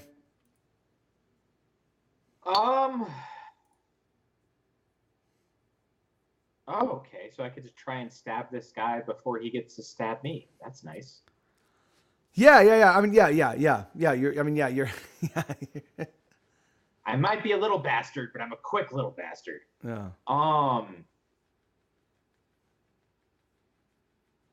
Yeah, I don't really see any other thing than possibly just trying to stab a hoe. All right. So let's try this again and see. Watch me fail. Yeah, that's a 9. Yeah. Okay. Yeah. So that didn't work out so well. So William Cuddy, it's all you, man. All right. I'll try to. Let me try to.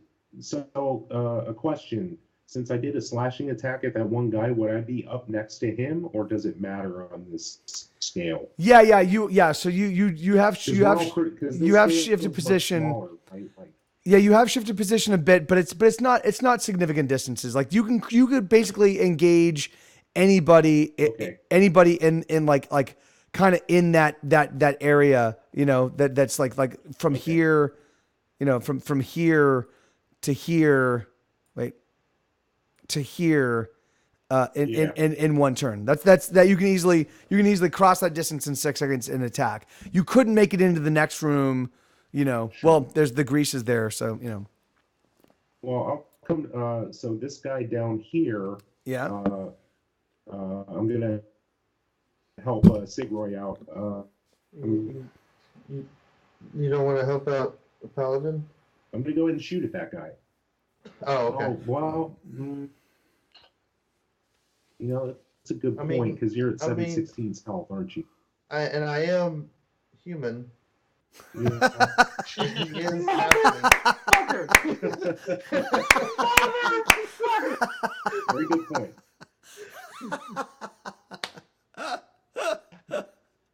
And you know what?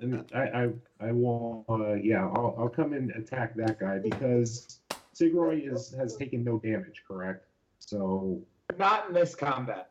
not in combat here. I've but already taken. you're at 7/16 health. Yeah, I've already taken 9 points of damage, and I'm Yeah. getting close to. But I'm gonna, if a halfling's gonna heal me, Not today. No. That's off the table. That's off the table. well, I was gonna say if a halfling's gonna heal me, you can go help the halfling so that he can heal me. No, you're on your own, motherfucker. Like, no, but we don't want. I don't want you to take any more damage if we can help it. Now I don't.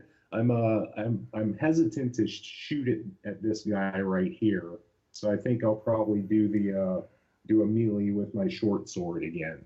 Okay. Yeah. Go ahead. And I forgot to mention that you actually had a +1. That short sword you should have had a +1 to hit with, and I didn't let you know that because that was the first time that you used that short sword. I'm gonna step away again real quick. What's that? I'm sorry, cut out. I said I'm gonna step away again real quick. Oh my +1 God, for what? fucking Jeff! Are you kidding me? Jesus. No, yeah, go I ahead. was done eating. I gotta let him out now. Oh, okay. Go. What So did yeah. you say I had a +1 for? For your attack. Uh-huh. Okay.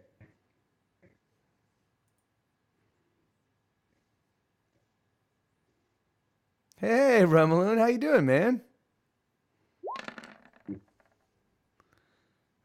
You got an 11 AC and 6 damage. I don't know if that's gonna do it. And that misses, man. Oh Yeah, no, okay. this round has not gone so well. Yeah. You should have stopped. But they haven't done any serious damage to you guys. Now there are 3 attacks, however, coming up. So there's the 2 guys that are attacking Bigby. Because it was Torona that attacked Bigby with the Magic missile, with the magic missile, and then there's the two guys. So there was the one, and then there's the guy that's attacking Sigfroy, who's got the daggers. Okay, so let me just make a little note here. There's a lot of moving parts to this combat. All right. So let's go. Let's deal with this. So the guy with the daggers is still the guy that's attacking, right? This guy who has the daggers, that he's still gonna avoid fighting Bigby. Like he just doesn't feel confident going in against Bigby with just daggers. So it's only the guy with the rapier, and he attacks.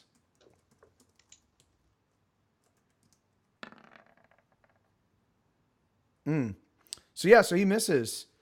And then there's basically the guy going up against Sigfroy, who also has daggers. He's got 2 daggers and he's got a dual attack.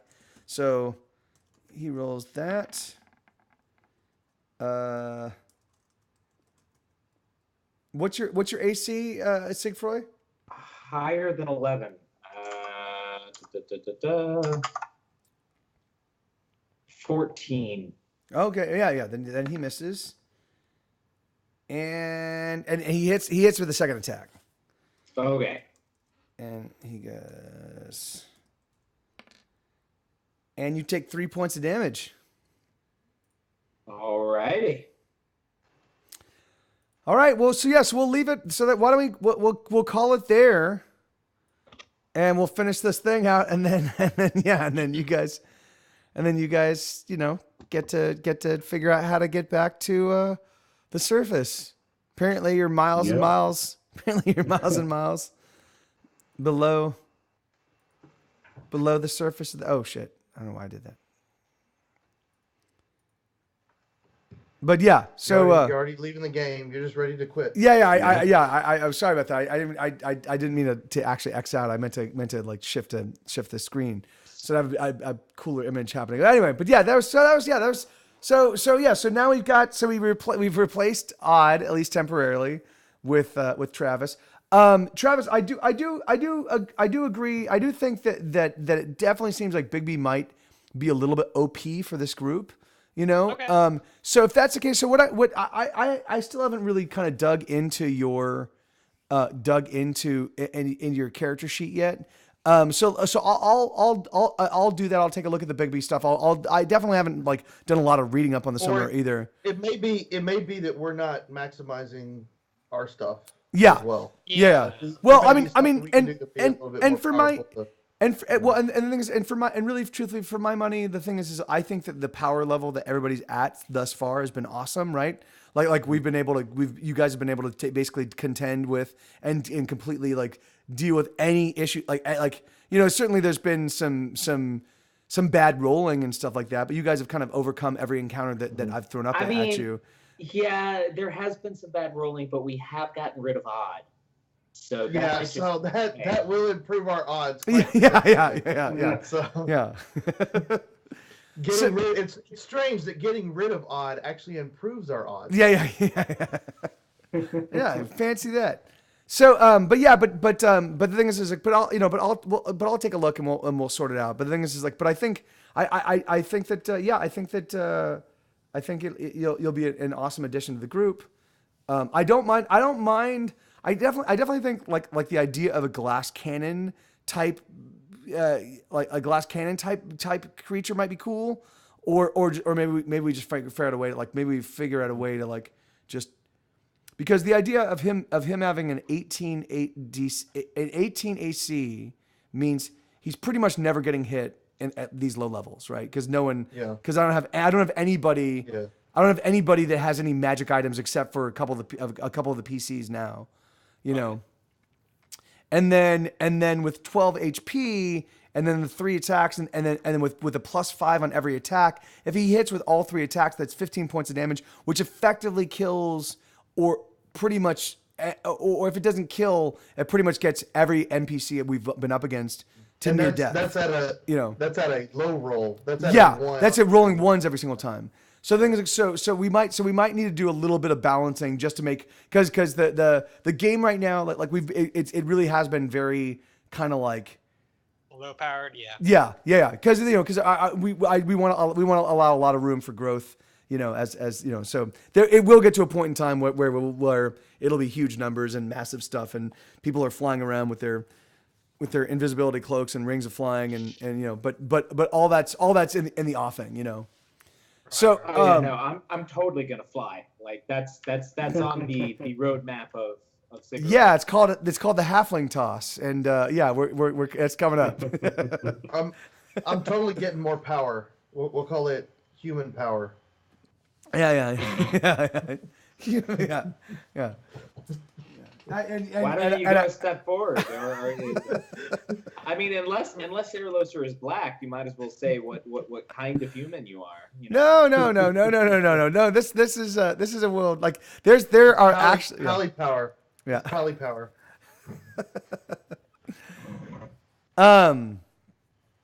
So awesome. So why don't we say goodbye to the so why don't you guys want to stick around for a second for a bit, and then we'll say adios to the Twitch crowd, and again, so normally I don't I do agree. I do agree as well, Bob Callie. And now that like I definitely think that will happen at some point in the near immediate future. But I was gonna say so now because I already did one stream today. I don't do any raids at the end of the D&D stream because I'm usually pretty pooped. So I apologize about that. But I do love you guys, and thanks for being here, and thanks for tuning in, and this will be happening. I'll be doing another music stream tomorrow at noon Central. So that's 10 o'clock Pacific and 1 p.m. Eastern for those of you that can't add. And I love you guys. All right, I'll see everybody. We'll see everybody soon, and you guys be well. And Adios. adios. Auf Wiedersehen.